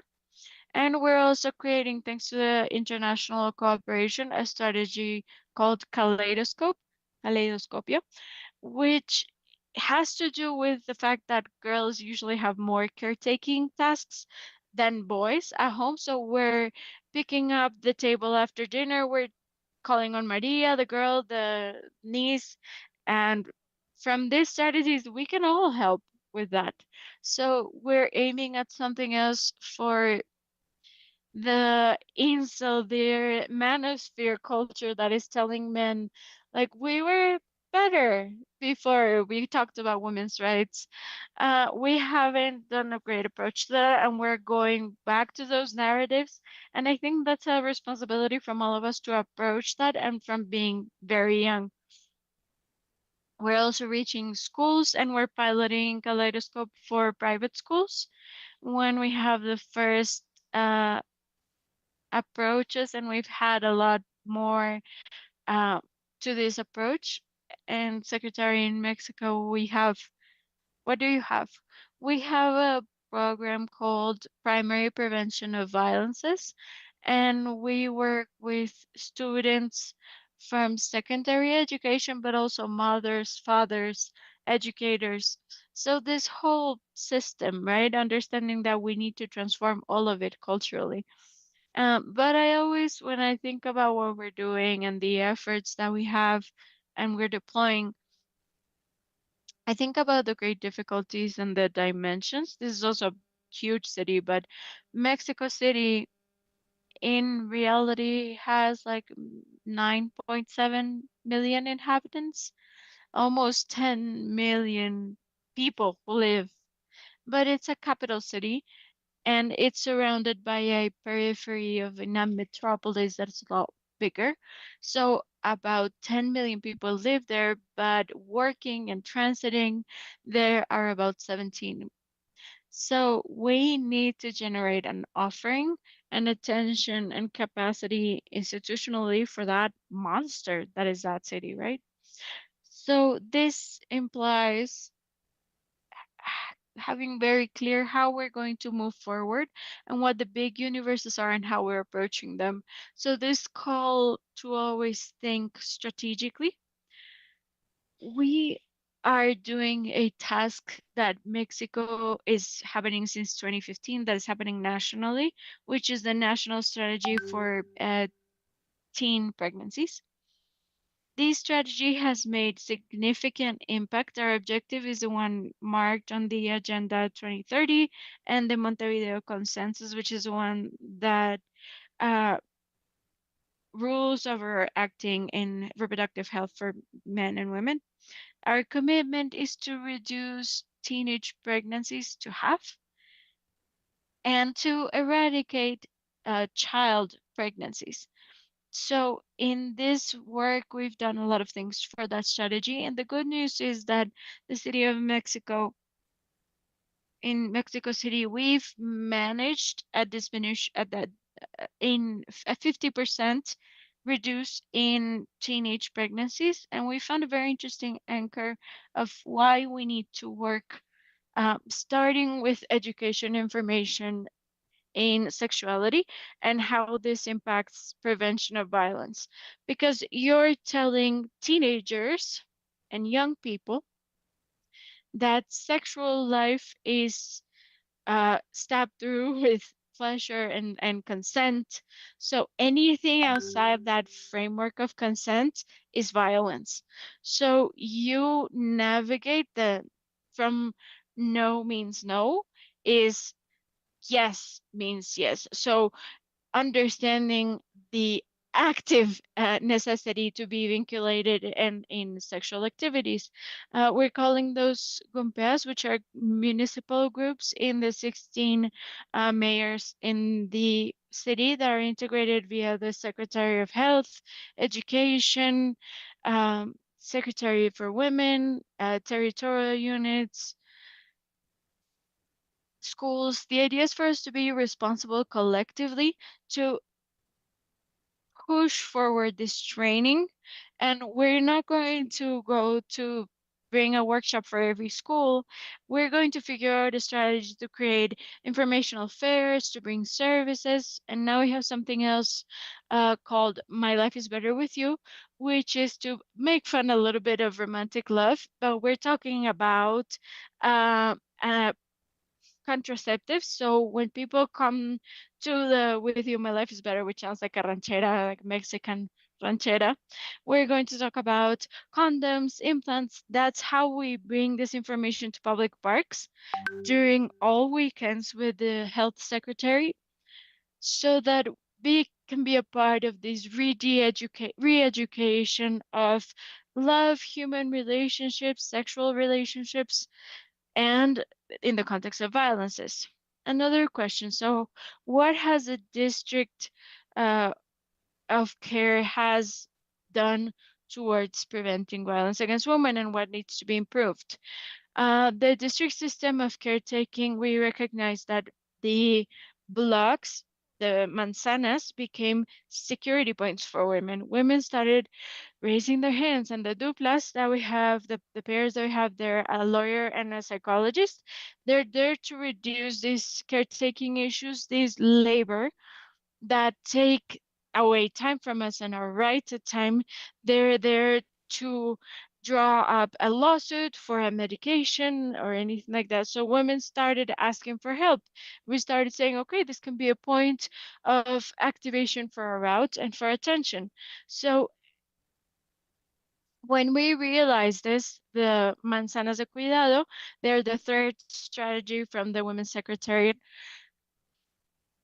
that take care of the most cases of violence. So this became a space that where women started asking for help, and that's why we need to guarantee that in buses de cuidado, manzanas de cuidado, to have the dupla, the pair, and also understanding that this happened from monitoring the manzanas. The Habitat Secretary are going to have these notes that they're going to intervene urbanistically, where we can prioritize 9 of these blocks so that women, when they reach these manzanas, they can have this feeling of safety that is so important.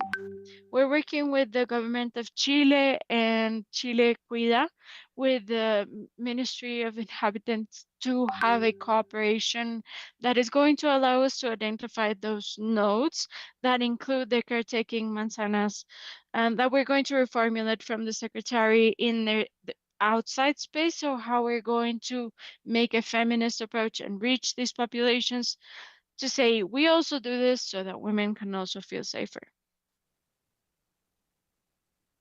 I would like to add to that because a part of the evaluation that we've done in the strategy in caretaking in Bogotá, but also many efforts that are happening in other cities in the country, is that when you come in through the agenda of caretaking, violence against women is basically the tip of the iceberg, right? The physical violence.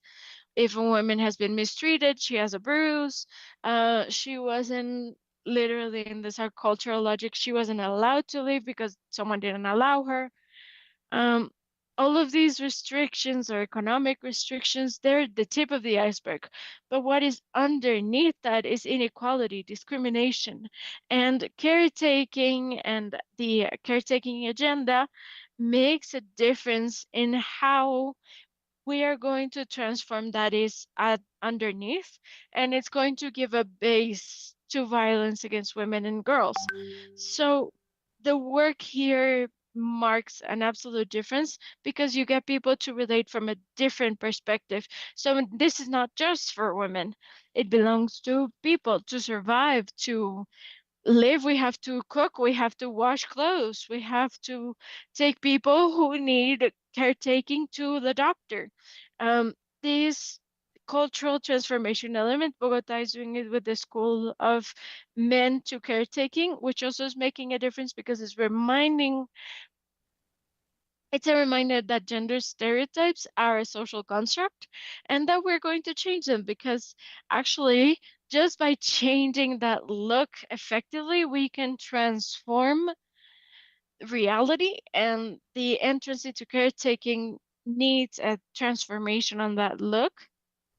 And what the Secretary Lara was saying before, there are some subjects that are very important and very transformative as a base when you center around caretaking, because you start transforming relationships, because you start transforming imaginaries.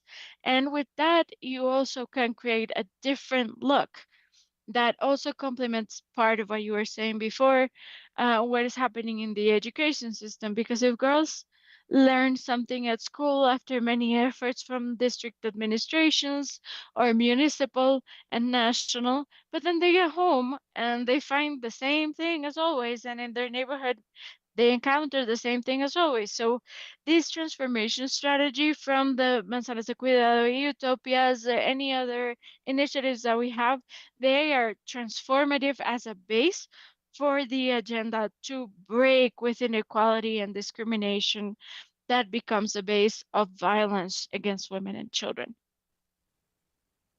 I think that answered this question right now, but let's see. What are we doing in prevention of violence beyond sensibilization strategies for the citizenship, strategies that are managing a lasting cultural change for a large amount of the population? You mentioned some strategies with local groups, but this cultural transformation as a city as a whole.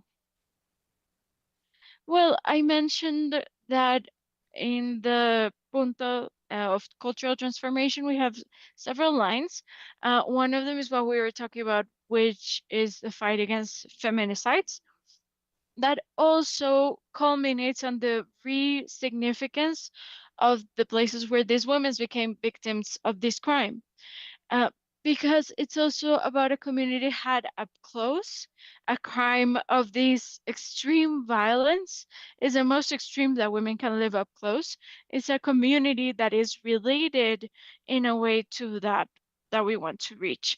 We did the first process. We talked, of course, with the indirect victims.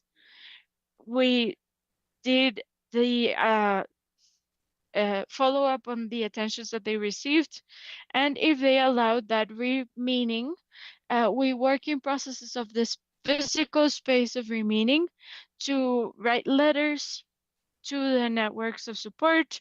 We want to incentivize the networks of support. That also happens in the Manzanas de Cuidado. Women starts making networks of support. You have WhatsApps where they can talk. They need people to talk to. That's very important for a life without violence networks of support. So we have a specific calls to networks of support. We need to insist on supporting women. The first time maybe they'll ask for help, they decide not to press charges, but we need to be there when they do decide to give that step to be a part of the process. They need to understand the questions that they need to ask. How are we, questions we are asking and that we shouldn't ask in order to avoid feeling judged. Um, the next thing that we're doing is working with journalists in the localities, how we are transmitting that information. What is a feminicide? What's the difference between a murder of a woman? How am I reproducing this information? Some victims of this crime indirectly, they let us know when the Secretary of Women, can you ask them to just put the video down? That's my family member. How's that video uh, replicating a series of things, and we're reaching that transformation. We're telling those communication networks, community and locally, how they need to talk about these things so that we can all start to change the language. And then we go to the remaining space. We work with the organizations for women. Last time we did a mural called "We Want Each Other Alive." And that moment is very important because it is, we can make Bogota a terror topography, or we can transform it and change it that pain into transformation and prevention. And that's one of the things we're doing. The fight against feminicide was the last question. The buses de cuidado, or caretaking buses, they're arriving in November. The UPZ 89 San Isidro Patios requires this service urgently. We required decentralized services outside Chapinero because the community in a greater proportion are older people. Yes, we have an index of priorities when they inaugurate the manzanas de cuidado, and how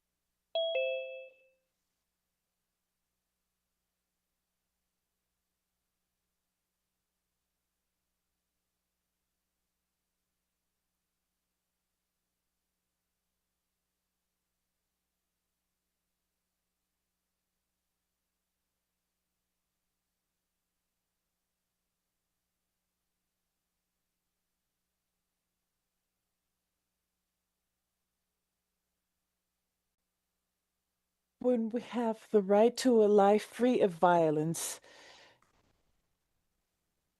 that the policies of care and the freedom of women's time, the exercise of the right of policy when it comes to decision making, the rights to space, all of these things form a group, and this is in reality our goal. And the ones that have to establish policies so that this happens, budgets so that this happens, that goes to the government. So I would like to ask, I always like to ask, what it means to redistribute care. Because in the Women's Conference a month ago, and where Mexico was the host, the feminist forum that happened before had the slogan to redistribute care is to dismantle the patriarchy. And that was fantastic. But it actually explains in a sentence that rhymes what it means to think about the tasks that women have sustained historically. And now that you add up, it doesn't add up. Because when you count the amount of time that is destined to care, it's a lot more destined toward women. So when you count how much this would cost to pay these tasks, in the case of Mexico, the last account was like 27% of the internal product of the country. So that is really enormous. So this is the information. And so how do we transform this reality and how do we step forward? In our specific case, we are working trying to exit that subject that we have to address violence. We don't have to, we're going to do it. But what we really have to do is to strengthen women's autonomy. That's structural. Because when we talk about autonomy financially, it means to dismantle everything that has to do with the genealogies of violences. To talk about autonomy, economical autonomy, it means the capacity that women have to govern themselves, their bodies, their choices, their voices, their relationships. And talking about the relationship about having the autonomy to take decisions, it means that you can participate in policies, to participate in the communities. It means when it comes to the construction of the agenda of 2030, when it comes to building the world, they have to go through the rights that we want to build. So we have to strengthen autonomy to rights. And that happens through strategies that we also have to think about how we can bet a lot in community transformation, but we can only do this when this becomes a social commitment, not just of the state, not just of women, not just of families, but of the entire society. That one woman that is suffering violence, how we can protect her, and that's not even seen that sometimes. So how can we create a zero tolerance policy to violence in terms of the conducts that create violence so that we can eradicate all of these scenarios and all these things that cause violence so that women can no longer be victims in the areas that they have to inhabit. But what do we do so that those places exit the logic of the exercise, the cultural and social exercise to maintain those places as places of violence? So I always say with absolute certainty that when the the women's and feminist movements in the world look behind them, they can evaluate how huge the changes that have been proposed are. We're still missing a lot. But the social movement that has transformed the most the world is the feminist movement in the last century. And we have achieved advances that are not thanks to any law or to any process, but they are owed to social agreements.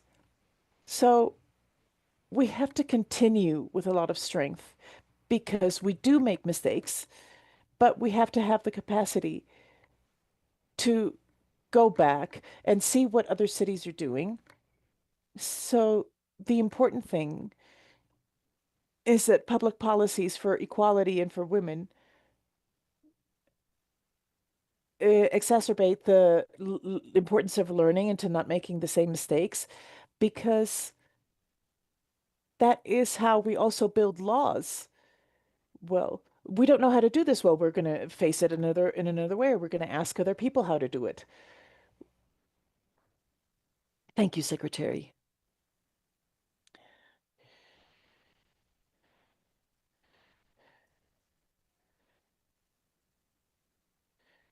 Well, I think that in many places in the world, it appears that our rights are being questioned. Policies for gender are not being supported financially, and I think that we need to continue on insisting on an agenda for ourselves.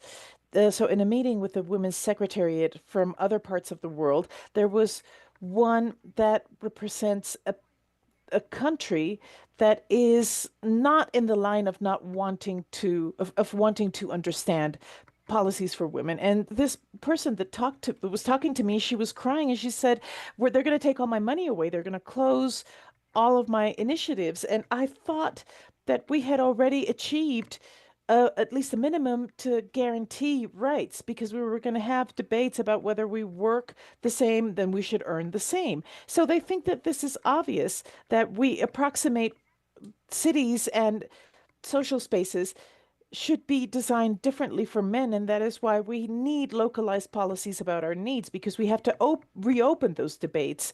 We have to talk about women's differences and diversities, because that discourse in many places in the world is not going through. And I think that this is a commitment where we have to continue insisting. We have to include them within agendas. We have to perceive them as women and as citizens that are subject to rights. We have to consider this a lot in the care blocks, because we cannot just provide services just to provide services. We need to create consciousness about redistribution of task. We need to change all of this from the care systems. And this difference is fundamental, because I don't think that this identification is important just because I'm a lawyer, but because I think that this is what we need, an advancement in the consciousness about the importance of talking about rights. So I also think that we need to continue on carrying out education. I know it's difficult because I say, oh my God, how many times do I have to repeat this? How many times do I have to explain that this is a chauvinistic attitude? How else can I explain that this is important?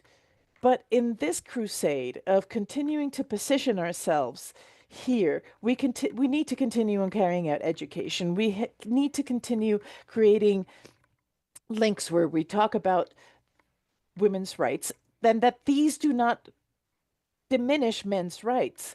We need to position ourselves in terms of everything that we have done, and we have sustained life throughout this time and throughout all of our efforts. And we have to recognize that this sustaining of life is a non-paid care task. And even though it's non-paid, caregivers have rights associated to these tasks, and this is fundamental. So I think that there's two routes. One where we cannot throw away all the efforts that institutions that continue on talking about this, we cannot throw away their efforts. And we have to recognize their existence, and we have to generate a consciousness and continue to insist until this equity and equality is a reality in all of these aspects and in all of these areas. Thank you so much. Thank you so much. Please, a huge applause to all of the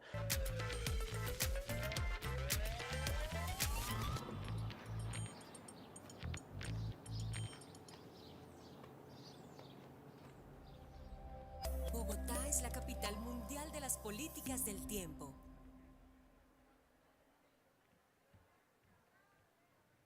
Aquí sí pasa.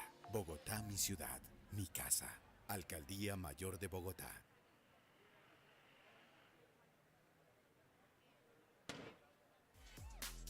Bogotá es la capital mundial de las políticas del tiempo. Foro Internacional El Tiempo de las Mujeres, Género y Construcción de Ciudad.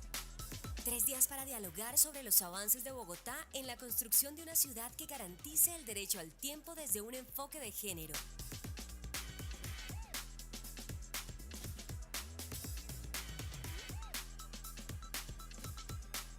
Del 23 al 25 de septiembre, CEFE Chapinero. Cierre en Manzana del Cuidado, Manitas, Ciudad Bolívar. Únete a esta conversación global.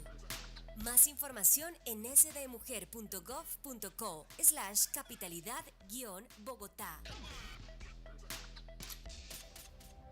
Bogotá es la capital mundial de las políticas del tiempo.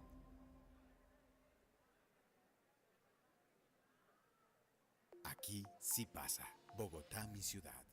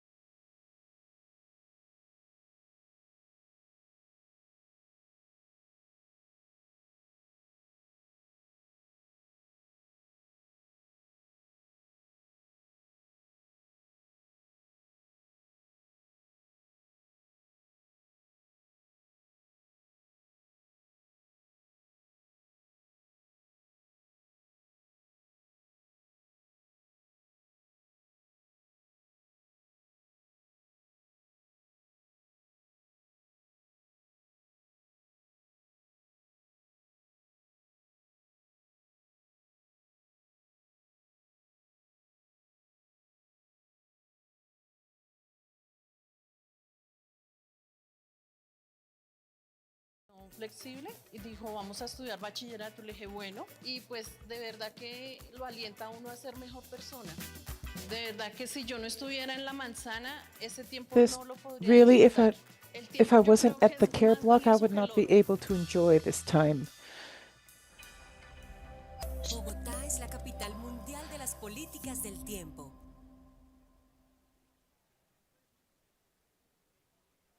Aquí sí pasa. Bogotá, mi ciudad, mi casa. Alcaldía Mayor de Bogotá.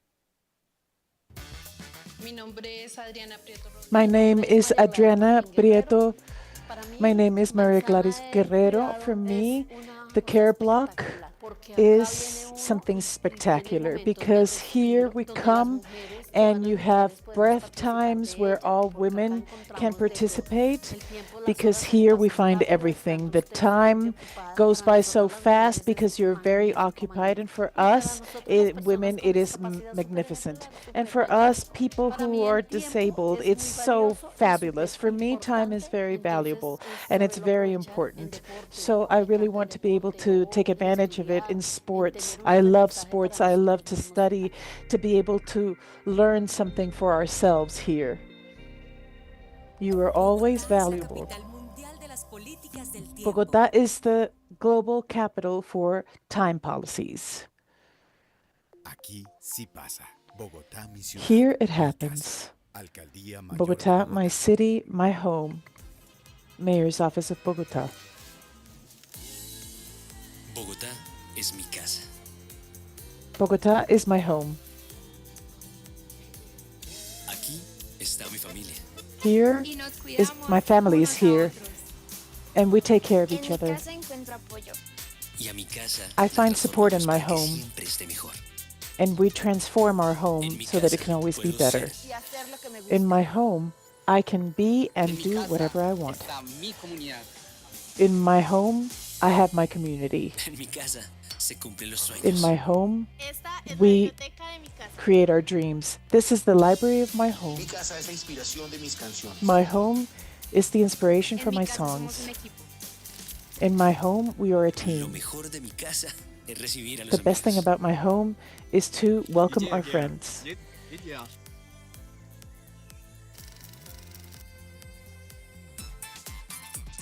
Mi casa tiene la mejor comida, My home has the best food, the best music, las mejores fiestas, the best parties, el mejor jardín y la mejor the vista. best garden, and the best view.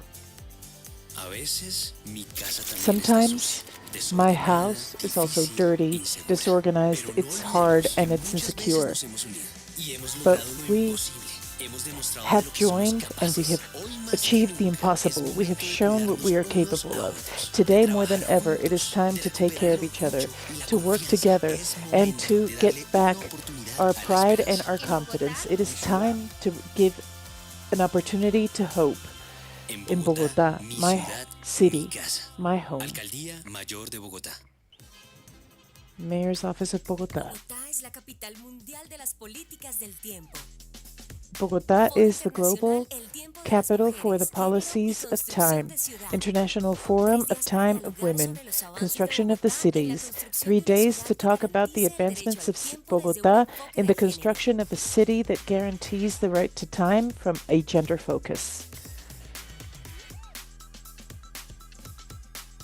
Del 23 al 25 de septiembre, CFE From the Chapinero, 23rd to the cierre 25th Embajada of del Cuidado September, Manitas, Ciudad Bolívar. the Happiness Center Únete a of esta Chapinero. conversación global. Care Block of Más Manitas, información en Bolivar City. smujer.gov.co/. Join us. More information, smujer.gov.co. Bogotá es la capital mundial Our de las city. políticas del tiempo.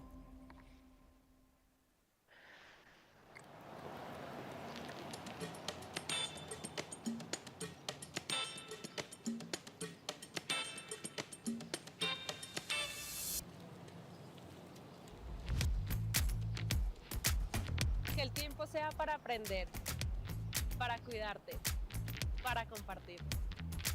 Que el tiempo sea Let time be for learning, to take care of each other, and to share, to create, to transform, and to live a life free of violence. Your time is valuable. If women gain time, the whole city gains time. Bogotá is the global capital for the policies of time.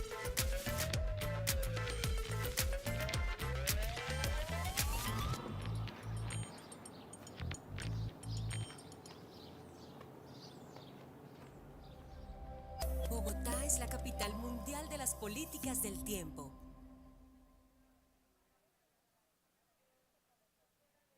Aquí sí pasa.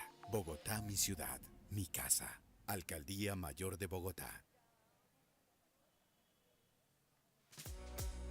Mi nombre es María Eugenia Moreno. Pues tener tiempo libre, porque lo tenía, pero no estaba invirtiendo. Is Maria Eugenia Moreno. So to have free time means that you had it, but every time I filled it up more, and now I'm integrating myself more to take advantage of my time. I love to dance, and it's my inner child that comes here to take advantage of everything here, because here they offer a lot of things. We can cultivate everything that we're going to eat, and we know that this is a healthy product. This space is a space for us. So we have talents that we don't even know that we have. Here we learn to It's my time and it's the most sacred for me to come to these spaces. Bogotá es la capital mundial de las políticas del tiempo. Bogotá is the world capital of time policies. Aquí sí pasa. Bogotá, mi ciudad, mi casa. Alcaldía Mayor de Bogotá. Mi nombre es Sandra Patricia Toro. El tiempo para mí es súper valioso. No me da el tiempo para tanto. Time is super valuable to me. I don't have time for everything. Pick up the kids and that's just what I do. And the time that I take here is time for me. I'm very grateful for the care block because I've started to give myself more space to take care of me, to be outside, you socialize, you work out, you're healthier. And I come here and I feel free. I really like it. Bogotá es la capital mundial de las políticas del tiempo.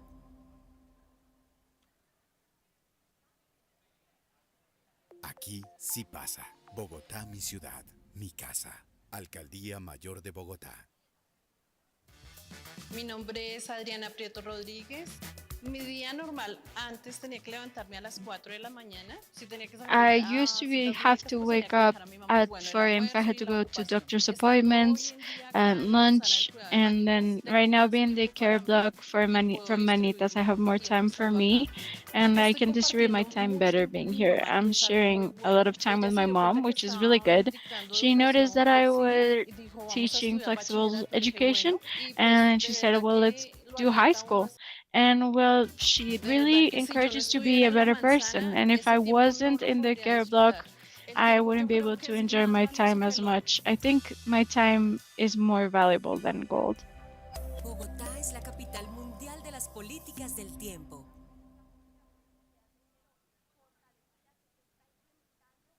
Aquí sí pasa. Bogotá, mi ciudad, mi casa. Alcaldía Mayor de Bogotá.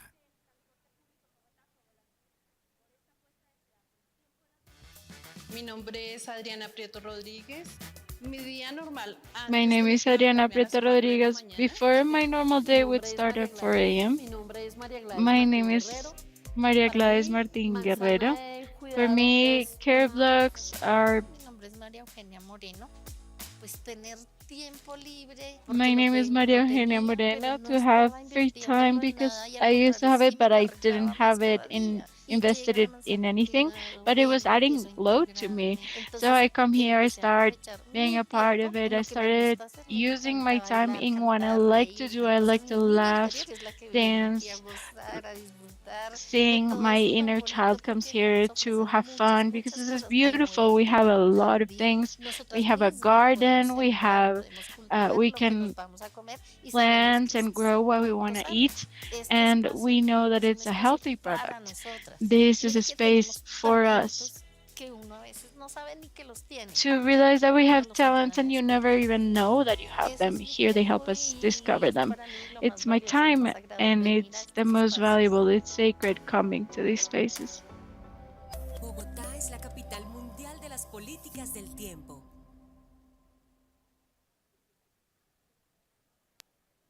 Aquí sí pasa. Bogotá, mi ciudad, mi casa. Alcaldía Mayor de Bogotá. Mi nombre es Sandra Patricia Toro. El tiempo para mí es súper valioso. No me da el tiempo para tanta cosa, porque fuera de eso, de que estoy acá, yo llego a mi casa ya, que el almuerzo, que el oficio, vaya y recojo otra vez los muchachos y así me la paso. Y pues el tiempo que dedico acá es tiempo de calidad para mí, ¿no? Muy agradecida con la manzana porque me he empezado como a dar más espacio para mí, a ocuparme más en mí. Viene acá al aire libre, vuelvo y digo, conoce uno gente, socializa, hace ejercicio, está más saludable. Siento que he soltado muchísimo y yo vengo acá y me siento libre. Me gusta.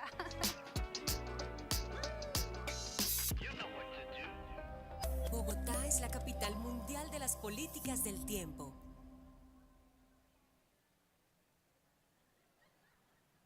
Aquí sí pasa. Bogotá, mi ciudad, mi casa. Alcaldía Mayor de Bogotá. Mi nombre es Adriana Prieto Rodríguez. Mi día normal, antes tenía que levantarme a las 4 de la mañana. Si tenía que salir a citas médicas, pues tenía que dejar a mi mamá. Bueno, el almuerzo y la ocupación. Estando hoy en día acá en la manzana del cuidado de manitas, tengo más tiempo para mí y puedo distribuir mejor mi tiempo estando acá. Acá estoy compartiendo mucho tiempo con mi mamá, que es algo muy bueno. Ella se dio cuenta que estaban dictando educación flexible y dijo, vamos a estudiar bachillerato. Le dije, bueno, y pues de verdad que lo alienta a uno a ser mejor persona. De verdad que si yo no estuviera en la manzana, ese tiempo no lo podría disfrutar. El tiempo yo creo que es más valioso que el oro. Bogotá es la capital mundial de las políticas del tiempo.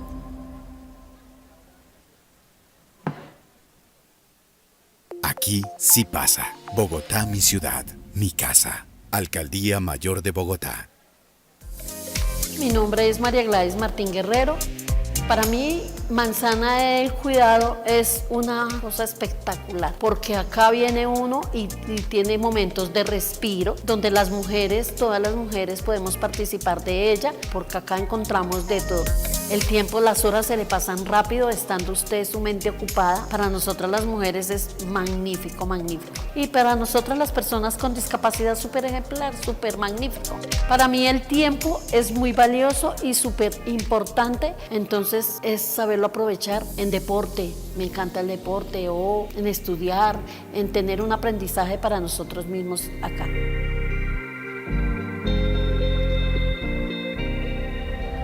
Bogotá es la capital mundial de las políticas del tiempo.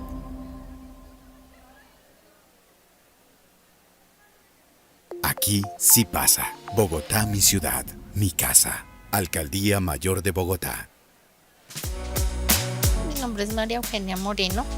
Pues tener tiempo libre, porque lo tenía, pero no estaba invirtiéndolo en nada y al contrario sí me cargaba más cada día. Y llega la manzana del cuidado, vengo, empiezo a integrarme. Entonces empecé a aprovechar mi tiempo en lo que me gusta hacer. Me encanta bailar, cantar, reír. Entonces mi niña interior es la que viene aquí a gozar, a disfrutar de todo esto tan bonito, porque acá nos ofrecen muchas cosas. Hay huerta, tenemos jardín, nosotras mismas podemos sembrar, podemos cultivar lo que nos vamos a comer y sabemos que es un producto sano.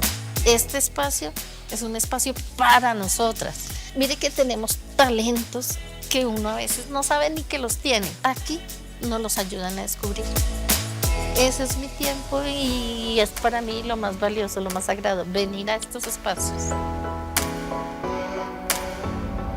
Bogotá es la capital mundial de las políticas del tiempo.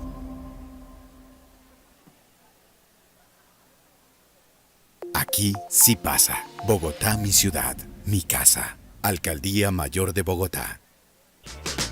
Mi nombre es Sandra Patricia Toro. El tiempo para mí es súper valioso. No me da el tiempo para tanta cosa, porque fuera de eso, de que estoy acá, yo llego a mi casa ya, que el almuerzo, que el oficio, vaya y recojo otra vez los muchachos y así me la paso. Y pues el tiempo que dedico acá es tiempo de calidad para mí, ¿no? Muy agradecida con la manzana porque me he empezado como a dar más espacio para mí, a ocuparme más en mí. Viene acá al aire libre, vuelvo y digo, conoce uno gente, socializa, hace ejercicio, está más saludable. Siento que he soltado muchísimo. Y yo vengo acá y me siento libre. Me gusta.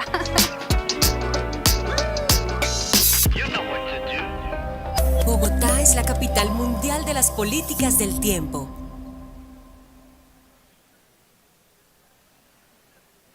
Aquí sí pasa. Bogotá, mi ciudad, mi casa. Alcaldía Mayor de Bogotá. Mi nombre es Adriana Prieto Rodríguez. Mi día normal, antes tenía que levantarme a las 4 de la mañana. Si tenía que salir a citas médicas, pues tenía que dejar a mi mamá. Y bueno, el almuerzo y la ocupación. Estando hoy en día acá en la manzana del cuidado de manitas, tengo más tiempo para mí y puedo distribuir mejor mi tiempo estando acá. Acá estoy compartiendo mucho tiempo con mi mamá, que es algo muy bueno. Ella se dio cuenta que estaban dictando educación flexible y dijo, vamos a estudiar bachillerato. Le dije, bueno, y pues de verdad que lo alienta a uno a ser mejor persona. De verdad que si yo no estuviera en la manzana, ese tiempo no lo podría disfrutar. El tiempo yo creo que es más valioso que el oro. Bogotá es la capital mundial de las políticas del tiempo.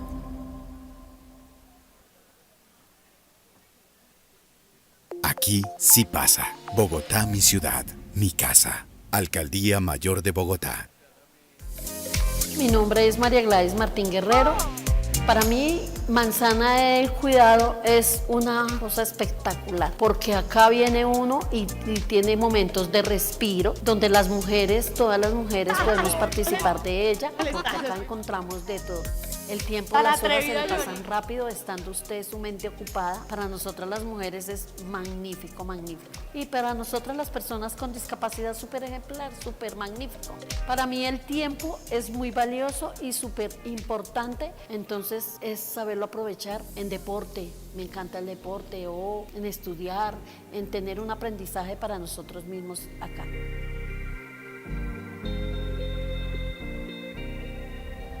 Bogotá es la capital mundial de las políticas del tiempo.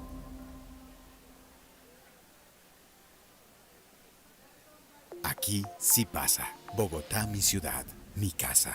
Alcaldía Mayor de Bogotá. Mi nombre es María Eugenia Moreno.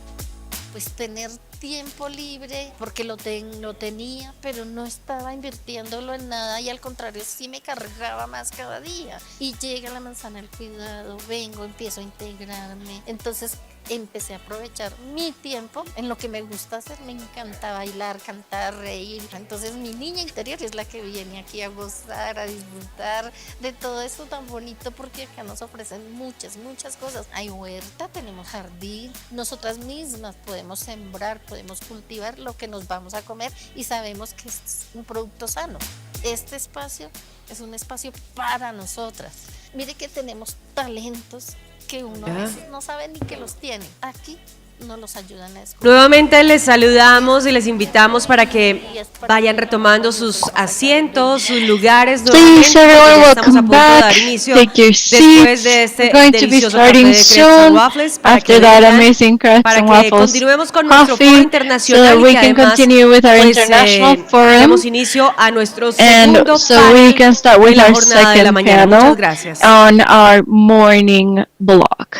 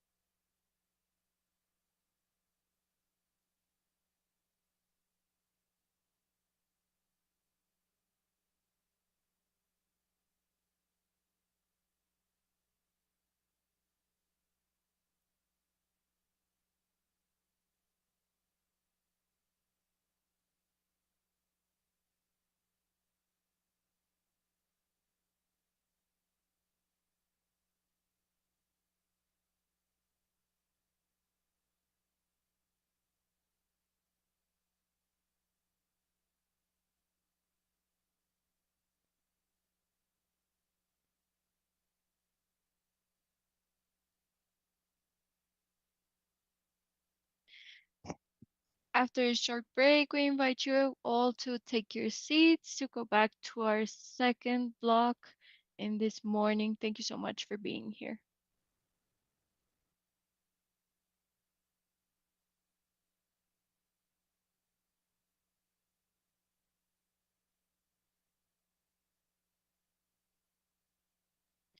The people who are up top, we invite you to come back to take, in a couple of minutes, we're going to start our second block.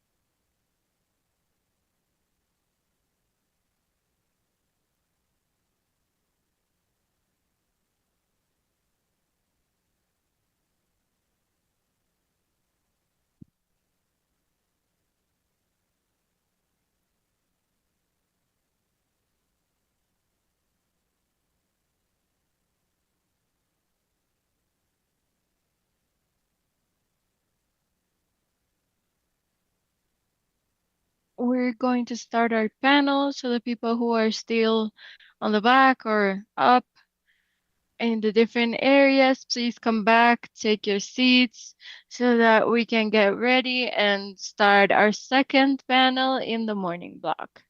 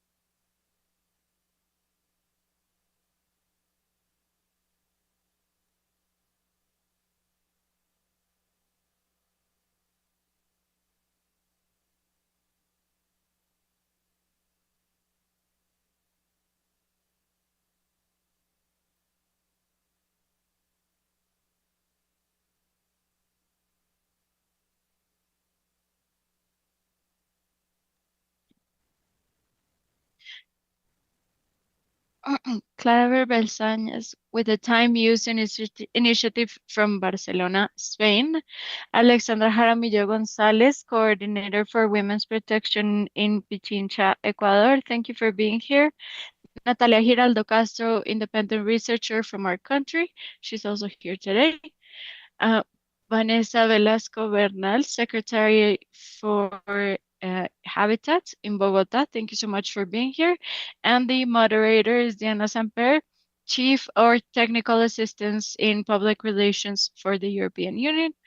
Thank you so much for all of your guests, our panelists, and our moderator.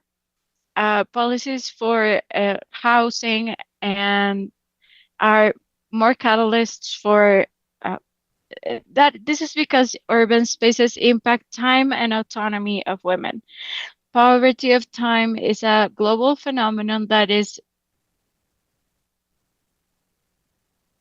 they are not designed thinking of day-to-day needs of the people who assume caretaking tasks, limiting their access to fundamental rights like employment, education, and fun. And to talk about this, I'll leave you with our panelists and Diana Zapata Garcia, expert in international relationships and diplomacy, with a illustrious career in public relations. Thank you so much for this welcome, for these words. Thank you and welcome all to this forum on international where Colombia guides and leads, and it's a reference. It's a privilege to moderate this space where we have two things, which is spaces environment where women live, and time to reduce those gaps and to make. And I'm privileged because it's a very international panel that we already, somebody already took care of the presentation so that we don't waste any time. Let's get right to it. We have very different roles for this second panel. We have the international view from Europe and Ecuador. We have the academic view and research, and we have the institutional view as a Habitat Secretariat of the city that is now receiving this international forum. So thank you so much, all of you, for being here in Bogota, for being a part of this panel. You are the experts, so more than anything, I just want to guide. And I would like to start with a question, the same one for all of you, and it is, what way are we articulating policies for time with conditions of habitat and uh, decent living, and how these policies can help to reduce this inequality of gender for roles, for views, but the same question. So let's start with Sara. You come from Spain. Thank you so much for being here. Thank you all for the invitation. It's a true pleasure to be here. Truth is, Bogota is very close to Barcelona from where I come from. But in the end, the dynamics, the needs, the obstacles for human beings, they're all very much the same. So I think even there are some data that aren't from here, they're going to have a lot to do and they're going to be similar. So if you allow me first, that I come in representing an international association, as was explained before by Maria Rangel, the director of feminism in our office. This association has a name because in English, because it has an international aim, and it's in this network. There is a network of local and regional that we intend for it to be international, but that's the first city that has joined, and all the people who are here and want to join, wonderful, because what we want is to create a very powerful network for sustainability and change in the issues of time. And the same way, if you want to just snoop at the webpage of the Time Use Initiative, you can also see that we have programs. For example, next week, we have a whole week dedicated to time issues that we can look at it through streaming. So you're all cordially invited to participate. Now that I'm no longer promoting anything, but it's pro bono though, so that's okay. I will answer your question. I think we need to consider what we are referring to when we talk about time. Thankfully, societies evolve, and when they evolve, we discover new needs, new obstacles, and that's how new rights are born. And that's how we got recently the right to time. Why? Because we started having more data that time distribution isn't equal. So, for example, in the European Union, we find that people with the most education and economic power, they have more time and they control their time a lot more than people who are in a base level of the market.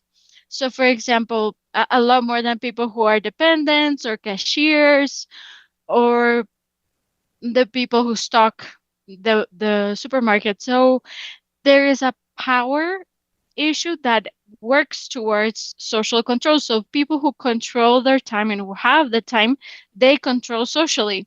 And so now we have a vertical here that is socioeconomic. The people who are higher, they have more time.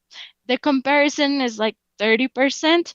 The people who have a better economic level and education, Well, that's interesting because if the people who have the most, they are always super busy. Yes, that's true, but they have control of their time. They can choose to change a meeting to Monday, or they can choose a morning, I don't work, and recover that time later, which is something that people with a lower socioeconomic level can't afford. So, social class, that's the first fundamental line that we need to identify. Because if we can't do policies isolated that are not considering this, so the same thing happens with men and women. The same thing. We once again have an issue of power and time control. Men have a lot more freedom and a lot more capacity to decide on their own time than women do. We have a lot of data on this, but for example, the pandemic, which we all went through, unfortunately, it showed it very clearly. We had data of how 40% of women had been confined just like everyone else, but they weren't watching TV or reading or playing video games because they had all of the housework and the caretaking tasks on themselves exclusively of 40%. What's more, over 50% of women in who were at home, they took care of the schooling of their kids during those times because you remember schools were closed.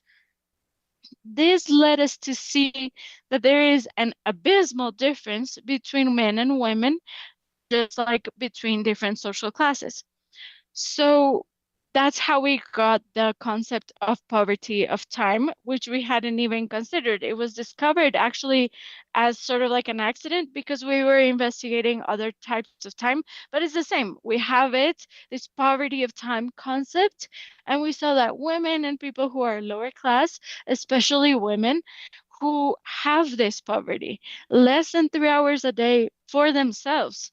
And what I wanted to tell you is that sometimes, depending on the context, due to our culture, we understand that having time to yourself is selfish. And that's scary anytime we are considered selfish, especially women, because we've built our life around giving with a greater or lesser desire to do so, but there is a societal and patriarchal mandate to give. It's not selfishness, it's a need for survival, to have your own time, to grow, to develop yourself, to cultivate friendships, to cultivate your brain, creativity, our ideas. We don't need to be afraid of that. So that's how these appear, the policies to reconciliation of personal and professional life to try to break this axis of power where women, we don't have access to that. What's happening is that we start with a series of policies that were work-life balance, which is, you've heard, balance between personal life and work life, and to see if companies would move forward in those issues. What have we noticed regarding permits for women and things like that? So now we have an evaluation that these policies have been insufficient because over 90% of people who take these permits or this flexibility from companies to, I don't know, take their child to school, to go with your mom if she has a, I don't know, rehabilitation problem or something like that. This was majorly done by women. So this policy has a problem because what we want is to break that power axis and to make it equal. And that's where we've seen the second generation of policies for time and that are more related to the digital world and to the hybrid movements from companies. We'll talk about that later. But Alexandra, that's right. That's perspective of territory, another vision, Ecuador, policies of time. Good morning, everyone. Thank you so much. I would like to introduce myself very quickly. I come from Ecuador, from the location of Pichincha. We work in a network of integral centers for protection of rights for women victims of violence. And from the first day in 2018 we decided to center caretaking policies, time and rights of women, it was fundamental. Actually, in 73 years, is the first woman who manages to achieve presidency in the province of Pichincha. So we've changed the structure fundamentally, and we've managed for the first time to have a leadership of rights and a leadership of equality of gender. So to approach the question, I'm giving some context. We dedicate ourselves to building highways. We build spaces for fun in the urban and rural areas, but we always live on the side, and in the previous administrations would always put on the side the caretaking in women. And now we put them in first place because we think that it is a subject that is a process of consolidation of women's rights. And that is also recognized the right to caretaking. Part of this conditions the capacity of women to rest, to have fun, to in Ecuador, women work to dedicate to unpaid work or unpaid labor, and men dedicate 11 hours to it. With in the rural area, the breach, the gap is a lot bigger. So 24, so 24 hours of a gap. Women dedicate an entire additional hour a week to do unpaid work. And also worth mentioning the livability or having a dignified living space. Just the fact that a home, we talk about living space, we talk about a place that's nice and have basic commodities.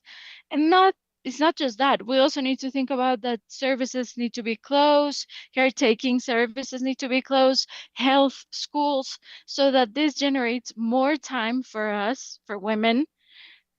When these conditions are not met, women end up carrying traveling chains that are a lot longer times of work. And even in rurality, there are places where you don't even have access to basic services, which implies that women have to carry even water, wash clothes in the closest river. And we're not thinking about these conditions for having a decent living.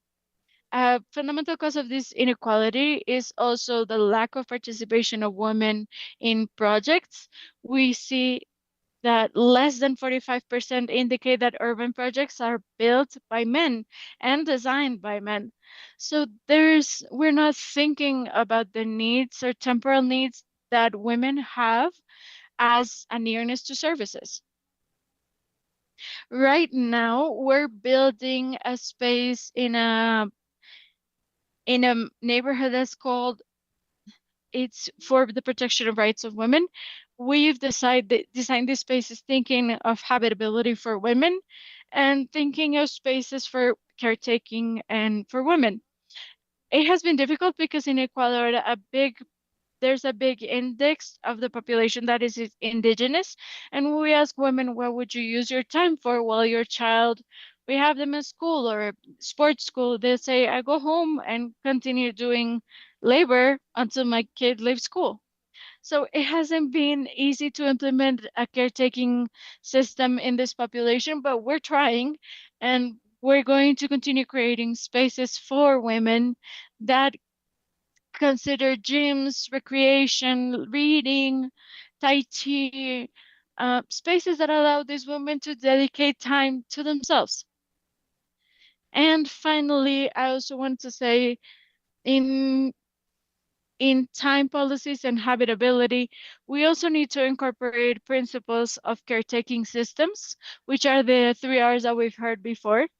And yesterday, or not today in the morning, which is reduction of loads, of unpaid loads, recognition to work, and redistribution of work. Redistribution with family, with community. And in our particular case, we've also considered the principle of interculturality and universality. I'm sorry. Why? Because the communities that we have in our rural areas are mainly indigenous. Women have a role that's a lot more caretaking oriented than men do. And in this line, what we've considered is that women who work in these caretaking spaces, they need to speak Quechua so that they can communicate a lot easier and a lot closer and guaranteeing that the appropriate attention is provided to these women. Very well, Natalia. I think you're the voice of youth here. Yeah, academy, research. Why do a woman like you is involved in this issue of women's rights, time, habitability? Tell us a little bit about you and about your task. Why? Well, welcome. Thank you. Thank you so much. The simple answer is that I'm a bit of a nerd. I like reading. I like studying. I basically go in there. I also think it's necessary to have an academic perspective that I can articulate with other areas. I usually position myself from urbanism, from feminist geography, uh, street harassment, and to talk about policies of time is very interesting because it integrates a lot with the proposals of urbanism and feminist geography. So everything that happens in a city or a rural area, it happens at a space and at a time. Everything does. So it seems pretty obvious, but for the same reason, it's ignored and we don't think about it as much. But it's very interesting because policies of time propose something that's very interesting that feminist women and from the 70s and 80s, they start talking about scale and how important it is to talk about a scale that doesn't just talk about bodies, but day-to-day life. What happens during everyday life? So I think that this is really important because policies about time, what they propose is precisely to understand what time from other places. Time is not lineal. So it doesn't just talk about a schedule, it talks about rhythms, speeds, and that means that we have to analyze the dynamics within a city. So in that sense, when we talk more about how to inhabit spaces with dignity, it means how women can or cannot inhabit spaces, or how public spaces in cities represents a area that is in dispute. So women are always having to calculate, as has been mentioned before, not just when it comes to care, but also we have to think about how long is it going to take to get to transportation. If it's on time, if I miss the bus, then I have to take even more time to get wherever I have to go. If I'm a care provider and I live outside of Bogota and there's very low coverage of transportation, then that implies another calculation. So if I have to take my child or if I have to take my parent to a medical appointment, then this is a huge mental load that is extra for women. And in that sense, we also have to think about how cities are working in terms of time. So we also have to think about more flexible schedules.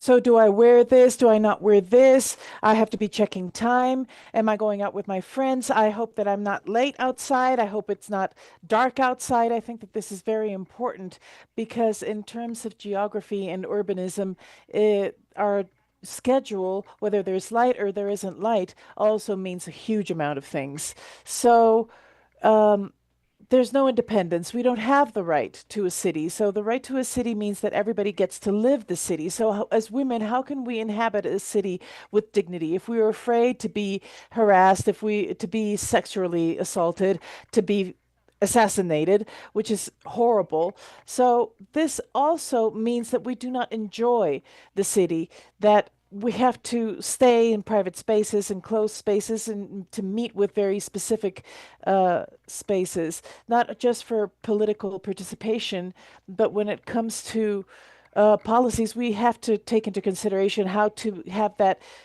balance between how we can take advantage of the city and take advantage of this time within city. And it's very complicated to have a balance within these things.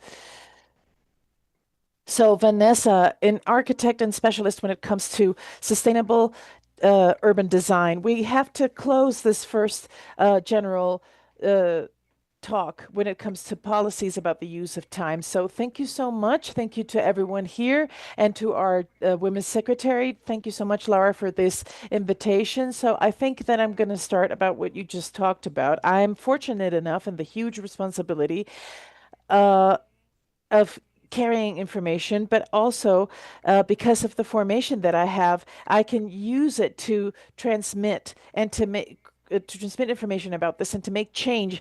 And I think that this is one of the responsibilities that we have as a Habitat Secretariat, to be able to create this equilibrium for everyone that inhabits Bogota. And I think that within this question, it means about the time for women. And I want to treat two subjects. And I want to describe a little bit about what the Habitat Secretariat means so that we can reach more of our citizens. So time and the moment, these are two different things. So the moment of women, so for the effect of what we have been advancing with, along with all of these programs and the plans that we have, and of course, joint with our mayor's efforts, for us, Habitat has three fundamental pillars: the home, access to public services, and access to being able to use public spaces that offer equality between the citizens. And when it comes to our home, the plan of homes within our home in Bogota, which we have designed in the Secretariat, the problem is not that just women can have an important condition so that we can improve living spaces, but also that we are committed to knowing that having a title to a property, having a lease to a property doesn't just guarantee a better inclusion in the financial aspect, but it also guarantees that they can have a reality to be able to demonstrate that they have a useful financial life which provided security within what happens in the city. So considering that, I want to talk about the 18,000 subsidies that we have provided in terms of homeowners. 9,000 are for women that are heads of family, single mother households. So everything that these women do, it's very important. They go to fairs, they present themselves within a possibility to have a loan, they commit themselves to having a financial education. And this has been very fulfilling, because when they do receive their living space, their home, they go with their children, they go with their parents. Sometimes they go with their husbands, not always, but in practice, they are always taking care of their family within their home. So I think that that's very important. Secondly, we know that not everyone can have a home, especially a new home, and a lot of them are used or they're leasing, they're renting. So we want these programs to reach families that have incomes that are less than one or two legal salaries. So today we are providing renting subsidies with and without an option to purchase the home for families that have less than 1.5 legal salaries a year. So this is very relevant because we are focusing more on families that have less incomes or fewer incomes and that need more support. And the more important thing is that all the housing projects have a priority for women that are the heads of families, women that are victims of the armed conflict, and we prioritize women who are obviously disabled. So we prioritize this so that a lot more women can enter these programs. And well, we're going to have a fair very soon. So just two more points. So Habitat talks about living spaces, about the home, but it also talks about the way that in how we perceive it's the perception about neighborhoods. So so Claudia Diaz also works in the Secretariat of Transportation and Mobility, who is very in focused on everything that has to do with mobility for women. In my case, in Habitat, we prioritize the areas of the city or the neighborhoods of the city where we need to rescue public spaces, not just from infrastructure, but also in a process where we see what women require. Along with our director of the Home Fund, we have designed lineages so that this public spaces and the design of public spaces and of lighting and of recollection of soiling can be a lot more accessible and a lot wider, a lot more ample, so that women can feel safer in public spaces. And lastly, public services. Here we have carried out a type of work that we want to reach not just women who live in the urban areas, but also in the rural areas. And we have worked in two fronts. On one side, we want to make sure that the infrastructure of public services, especially the aqueduct, can improve their services for rural areas, for rural homes. And on the other side, we are exercising the living spaces in the rural area, especially in Sumapaz, so that homes that are rural can also have subsidies for acquisition of homes and for the improvement of homes.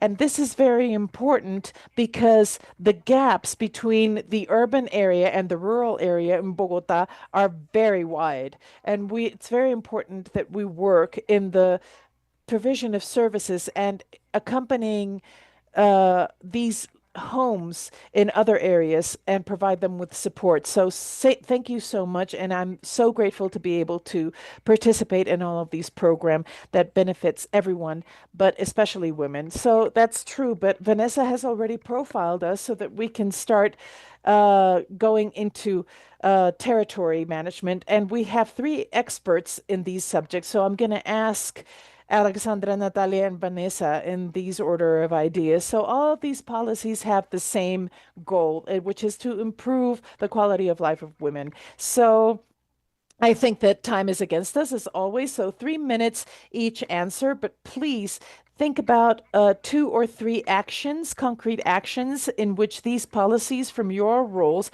has improved the quality of life of women. All right. So we have built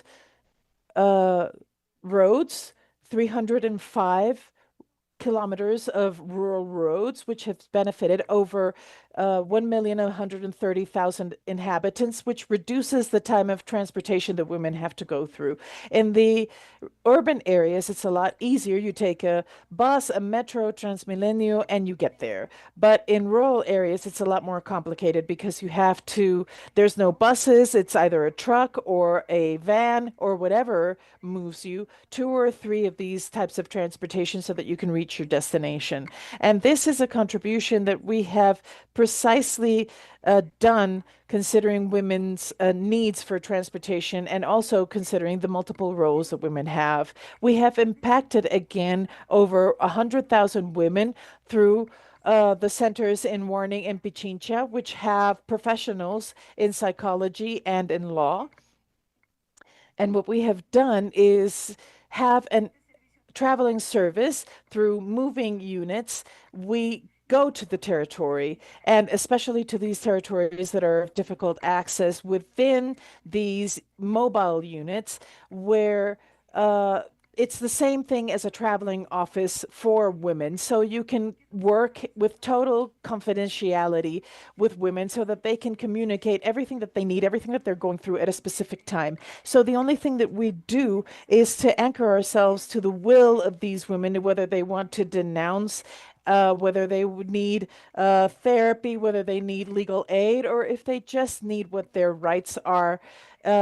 Even it may sound strange, but a lot of the times the common question is, what happens if I leave my aggressor, or what happens to my children if my aggressor leaves the house?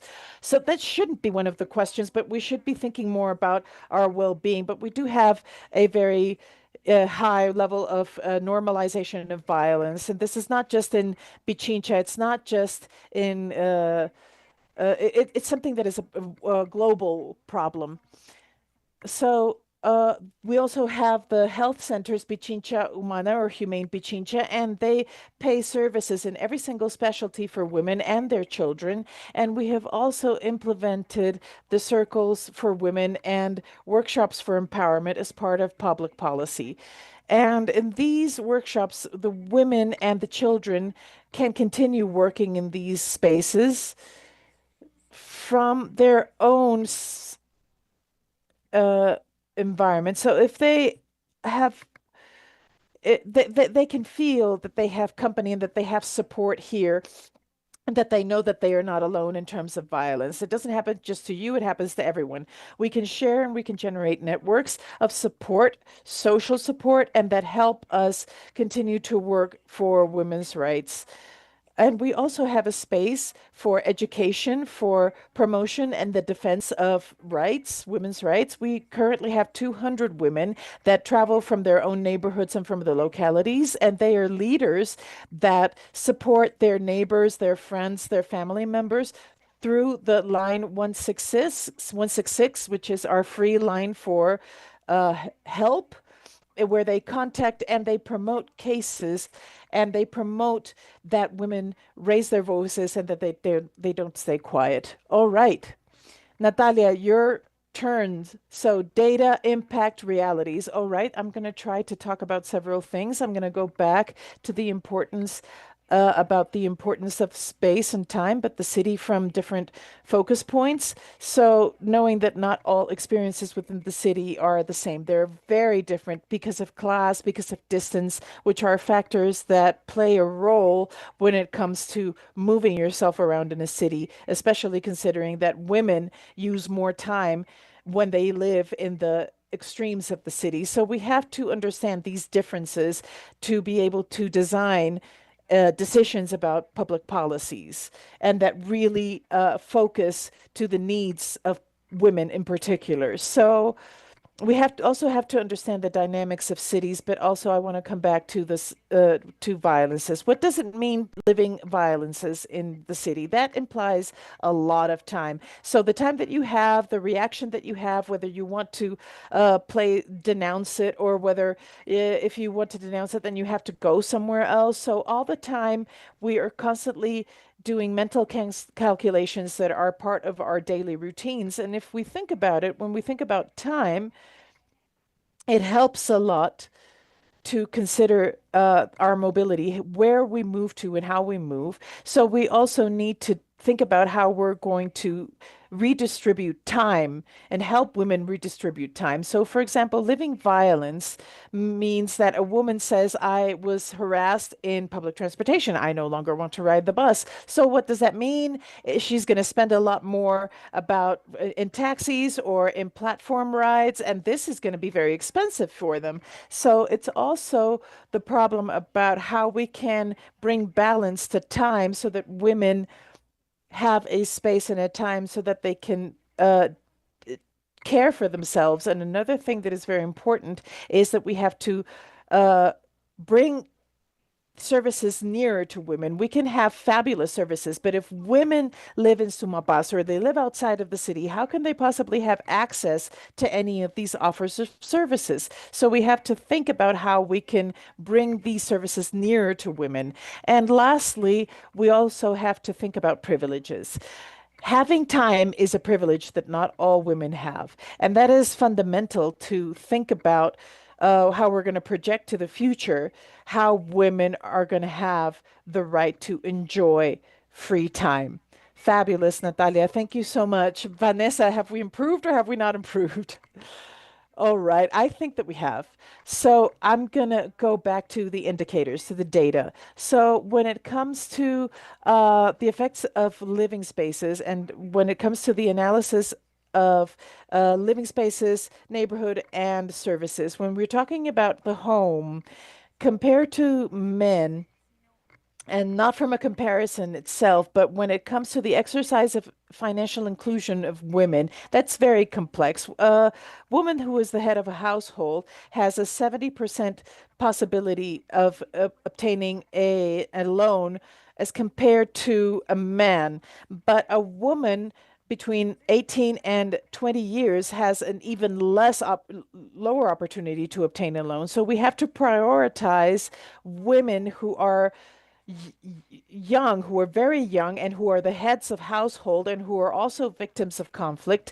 We have to prioritize these women because they are the ones that we have to support so that they can have access to loans, so to be able to own or rent a home. The processes of obtaining a title as well is very complicated. So the Fund of Popular Homes is prioritizing the exercise to provide women titles a lot faster and a lot more successfully. So when we know that we already have 9,000 women that are heads of households that are included in loans with special programs, whether it's with the National Fund for Savings, we understand that this has been a great advance in the possibility of obtaining loans. And from our own side, we have educational programs, which is the School of Habitat, which is very important. And I invite you to come take these courses so that you can take a look at them. One of them is about financial education, financial literacy, so that we can understand very well how finances behave when it comes to the acquisition of the home, and also the rent of a home. And the other one is taking advantage of resources because we have courses that allow us to talk about how to take advantage of water within the whole process. That is one subject, and these are indicators. And the other is the subject of revitalizing neighborhoods. We're not talking just about neighborhoods that are improving their living spaces, but also the goal of 200,000 square kilometers that we have recuperated and that we have provided during this administration. This has been done through the principles of sustainable construction, improvement of lighting, and improvement of solid residues, and the finishing touches in of this public spaces, especially for the disabled. And this is not just intervention for areas of the periphery as an only intervention, but it's also there is hidden poverty in areas that are central in the city. So we have to revitalize the public spaces in the central areas. In Martires, Rafael Uribe,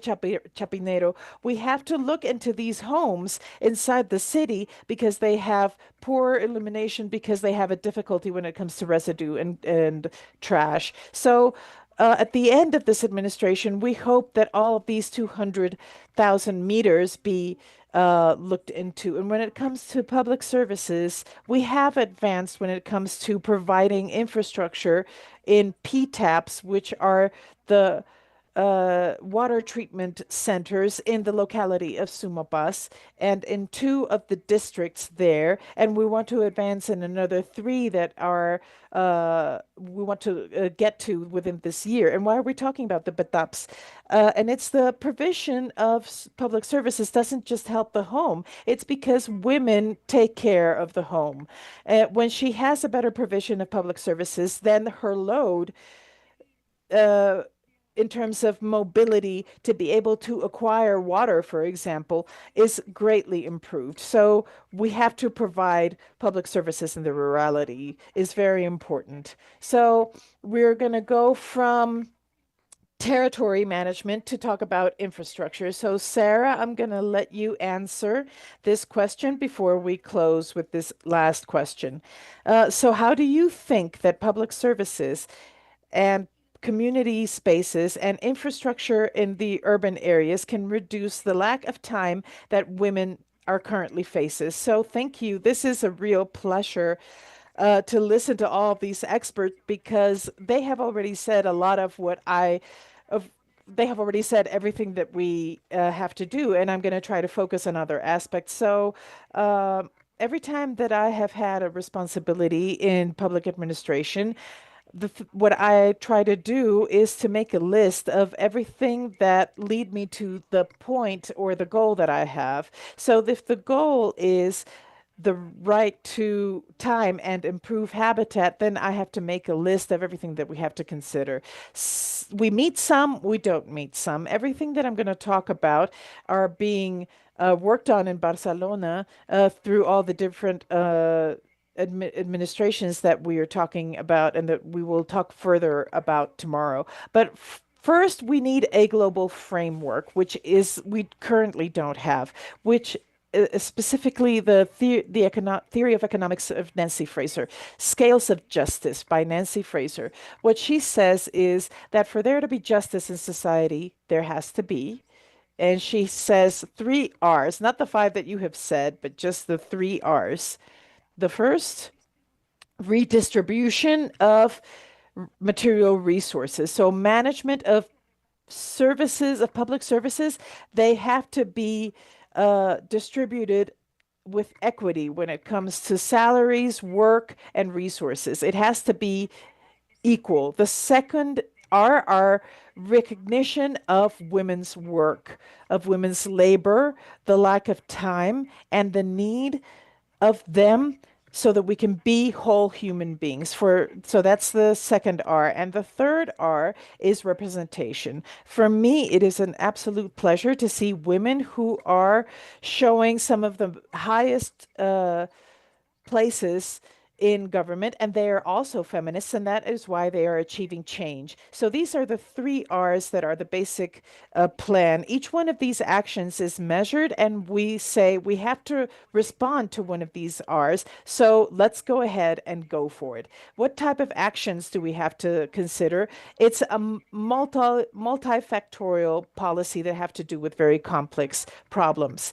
So to begin with, we have to look at cities like communities as well. In Barcelona, we have inspired in all of your care blocks and in your system of care from Bogotá, and I'm very glad that this is the case. Yes. We have created something that is called super illes, which are super islands, which are spaces where we can find where people can meet without any traffic. There's green zones and without having to go far from their own homes. And not only that, but we have also created programs for neighborhood cohabitat, what referring to the city of 15 minutes, where we can reach any area within 15 minutes by walk. So both of these things have inspired our work. And if you come to see Barcelona, when you are all invited, you will be able to see the efforts that we have carried out to be able to reach this goal. But also, if you can't walk, then you can use public transportation. We have to improve public transportation because what happens? Something that we don't usually take into consideration, which is that women use the majority of public transportation. In Spain, we had a horrible accident, a train accident in Valencia, which was horrible. And when we saw the data, there were 42 victims, which was a very high amount of victims. And when I went to investigate about the data and the victims, 40 were women. I couldn't believe it.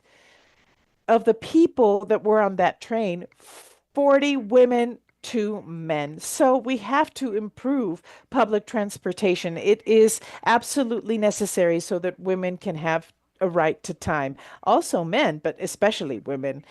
And what happens with technology? Where are we, the women with technology? How many women do we have as leaders for AI when it comes to networks? Very few. if you've ever read Cecilia Castaño, which is another leader in this subject, she says that women have already closed what she says the first digital gap, which is access to technology. We have closed that gap and we have the same access, we have the same mobile phone, etc. But there is another digital gap, which is content.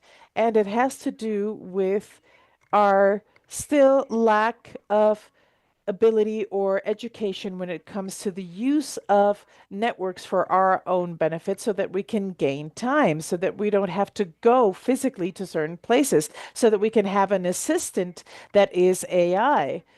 This we need to close this digital breach, this digital gap. And something else is we have to incentivize the private sector and companies, those companies that incorporate uh, strategies of schedule flexibility with permissions, these companies improve their benefit in a 20% level. So absenteeism, which is one of our great problems in Barcelona, I know that here as well, is reduced to even 30% because people are a lot more motivated in those types of companies.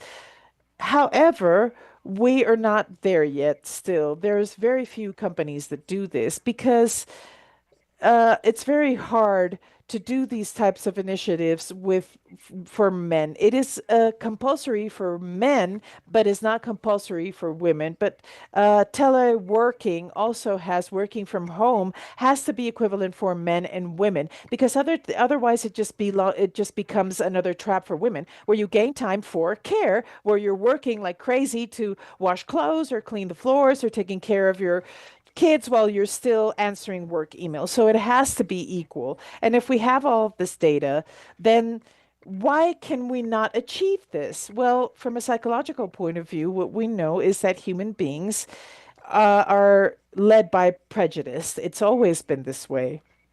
We've always organized this way. Women like to take care. Uh, think that they don't need time, and prejudice has two components, a rational component and an irrational component. The rational component is fixed with all the data that we provide. So if I give a company that they can obtain over 20% of benefits with more time, because we can offer data, but there's a prejudice component that is the irrational, and data is not useful for that. In the feminist sector, we see it again and again and again. We show data and they do nothing, which is what do we have to do then? We have to go to that irrational component with perspectives of behavioral focus, emotional focus. So men, for example, can think of the careers or lives of their daughters, whom they love, with visual aids, with all sorts of projects and programs that aren't rational. I'm not saying abandoning them. They have to be there, but on their own, they're not enough. So let's break prejudices from a rational perspective and an irrational perspective. Applause, please. I'm very excited to see so many people clapping in between the interventions, which leads me to conclude with a last question, which is these four women from their roles, they inspire, they influence, they lead. And that is the last question for each of you. From your position, from these women, your role, how can you influence to guarantee the right to time and territory for women? And we're going to start with you, Vanessa, then Natalia, then Alexandra, then Sara. 3 minutes each so that you can conclude this panel. All right, so I'm going to talk about as secretary and then as a personal.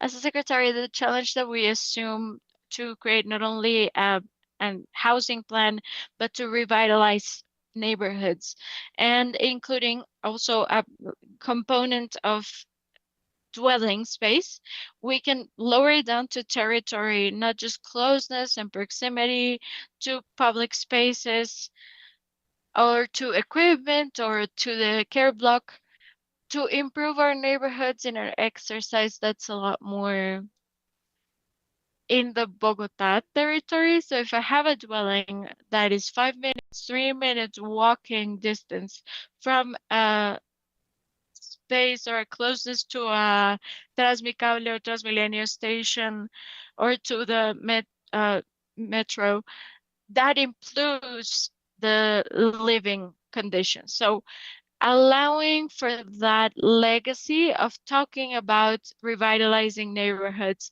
and talking about a living plan that includes women and not just including them as priorities, but understanding their condition of financial needs, uh, holding needs, that would be amazing to achieve. The programs that we have for livelihood and housing, investing in public spaces more than just infrastructure, improving quality of life for the inhabitants of Bogota, that would in particular would be amazing. And personally, I think I've had the luck of having mentors to the effects of having in my career, both at the bank and personally, having the possibility to grow and using that mentorship between peers and between equals, which we've talked about a lot with my colleague Laura. How can we have programs that mentorship that goes up and then transversal and opening spaces for women who want to have a different exercise and a different point of view and one that's disruptive. And the programs that we have are fundamental. And I completely agree with you. And I think that's very interesting that that which is irrational that we can't measure, but also stop being afraid. Um, that fear of going along with hard sciences because we associate women with a lot of soft sciences and hard sciences like engineering, economy. We can insert ourselves a lot more in these conversations, and that's a gap that is still worth being breached. So I think upwards, sideways mentorship and believing a little bit more in ourselves and in what we're doing. Thank you.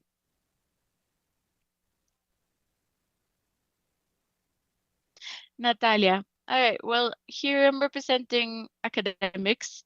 I think it's important. I'm very grateful for the academia and from a very critical posture within it, how academics can give us tools from urbanism and feminist geography to understand other points of view and other uh, sides of the city. And this seems again to be pretty obvious, but again, I think the four of us, we may be neighbors in the same block and we're all going to live the same city differently. And I'm going to appeal again to skill and understanding the particularities of each case, because thinking about a feminist city or a logic of time policies also implies for women an impact in mental health. That we can appropriate our own city, walk freely without being afraid of being harassed, being raped, being killed, which is a very raw reality, and understanding that among us, we're as diverse as talking about time. If I have a reduced mobility or if I can't see, or if I'm a certain height, if I have an illness or arthrosis, I need a walker, a cane. If I'm a person who is fat, this also implies other time calculations and taking advantage of that time and of that public space that is usually not considered. So talking about rights for the city and talking about spatial justice is also in empty discussions if we don't understand the causes, the consequences, and what could be the proposals. And just broadly, I think it's very important the issue of thinking about flexibility. Is it possible for Bogota at any point to have a city that's 24 hours, that schools work in different schedules, and mothers and children don't have to be up at 4 a.m. to take their children to school? The services that we offer, maybe at some point we can extend them. The work schedule so that we don't have to think about like the hot times to travel if I take this Transmilenio, if I take an Uber, if it's too expensive. So going to that minutia of what that calculation each person needs to do at the moment of live and moving around the city. All right, wonderful. Thank you so much. Alexandra, please. Well, I think we need to talk about and also insist on guaranteeing from our spaces and from where we are right now to guarantee the right to time and to territory through public policies. So bringing iterative services closer, optimizing roads, services like schooling, health, um, fun spaces, promoting social responsibility, community, promoting caretaking or care spaces, and including in these spaces. I think it's super important to include men in these spaces. We have a program for transformative masculinities, which what it does is that men get to look at masculinity from another scheme to break all of these paradigms that are ill-conceived. So according to and regarding society, to promote research, what Natalia does is wonderful. Congratulations on the work that you do and doing this monitoring and these spaces that make visible the workloads and the unpaid caretaking and all the work that women do, generating sensibilization campaigns so that we can all participate in this change. And finally, to tell you that caretaking belongs to all of us. It's not something that concerns only women or only the state. It should be a task that involves all of us as a community, as a family, women too. That way, we're going to be able to guarantee women's time. And only that way can we be sensitive towards cities and sensitive towards the needs that women have, where living isn't just about surviving, but also prospering and having dignity. Thank you so much. Thank you so much, Alexandra from Ecuador. Yes, I just wanted to add that one of the things that we can do is the one that we're doing here, participation from women and talking. If we have the opportunity, if we don't, then we have to take it. And I was reading in the newspaper once that it said that women is too empowered. And I was thinking, what? Empowerment is like health. You can't have too much of it.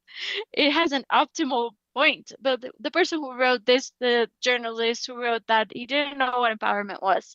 And what he wanted to say was that that woman was too self-centered. And we can't mistake this for empowerment. Empowerment has a side of self-esteem, but it's mostly collective, is what we have learned from the women who came before us, suffragettes, revolutionaries. It's collective, and its objective is to access rights. So what we're doing right now, it allows us to control our own lives. So I think empowerment, collective empowerment, and sorority between us would be two words that are key to summarize how we can achieve this change. If we can do it, I hope we can. Thank you. Well, thank you so much, first of all, to these four panelists that I personally have learned so much from. And this panel met its goal. We are thinking, we have things that we're thinking about. I saw Natalia writing down the books, the quotes. Wow, everything we've been thinking about is an ongoing task.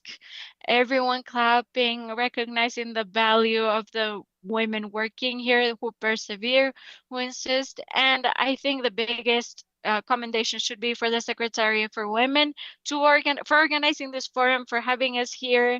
No one knows everything that is behind so many months of work, but especially what's happening from now on, which is building and in this administration. So thank you to the Secretary. We have many voices, entities, allies, experiences from other countries, and hopefully we continue to have a good forum.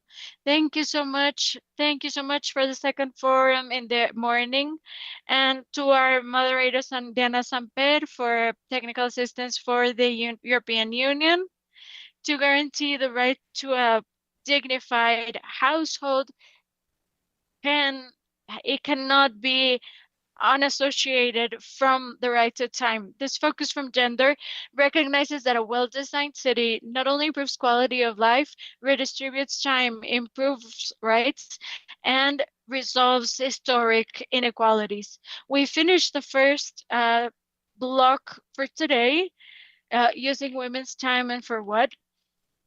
Who are following this on social network, I ask you to come back at 2 p.m. to connect to cities. And at 3:30 p.m., we're going to talk about enjoying the city, look at a gender focus. So we'll see you again after lunch. And the set from Chapinero is also the location for the Art Biennial for 2025, and we invite you to get to know it. We will wait for you after our lunch break. Thank you.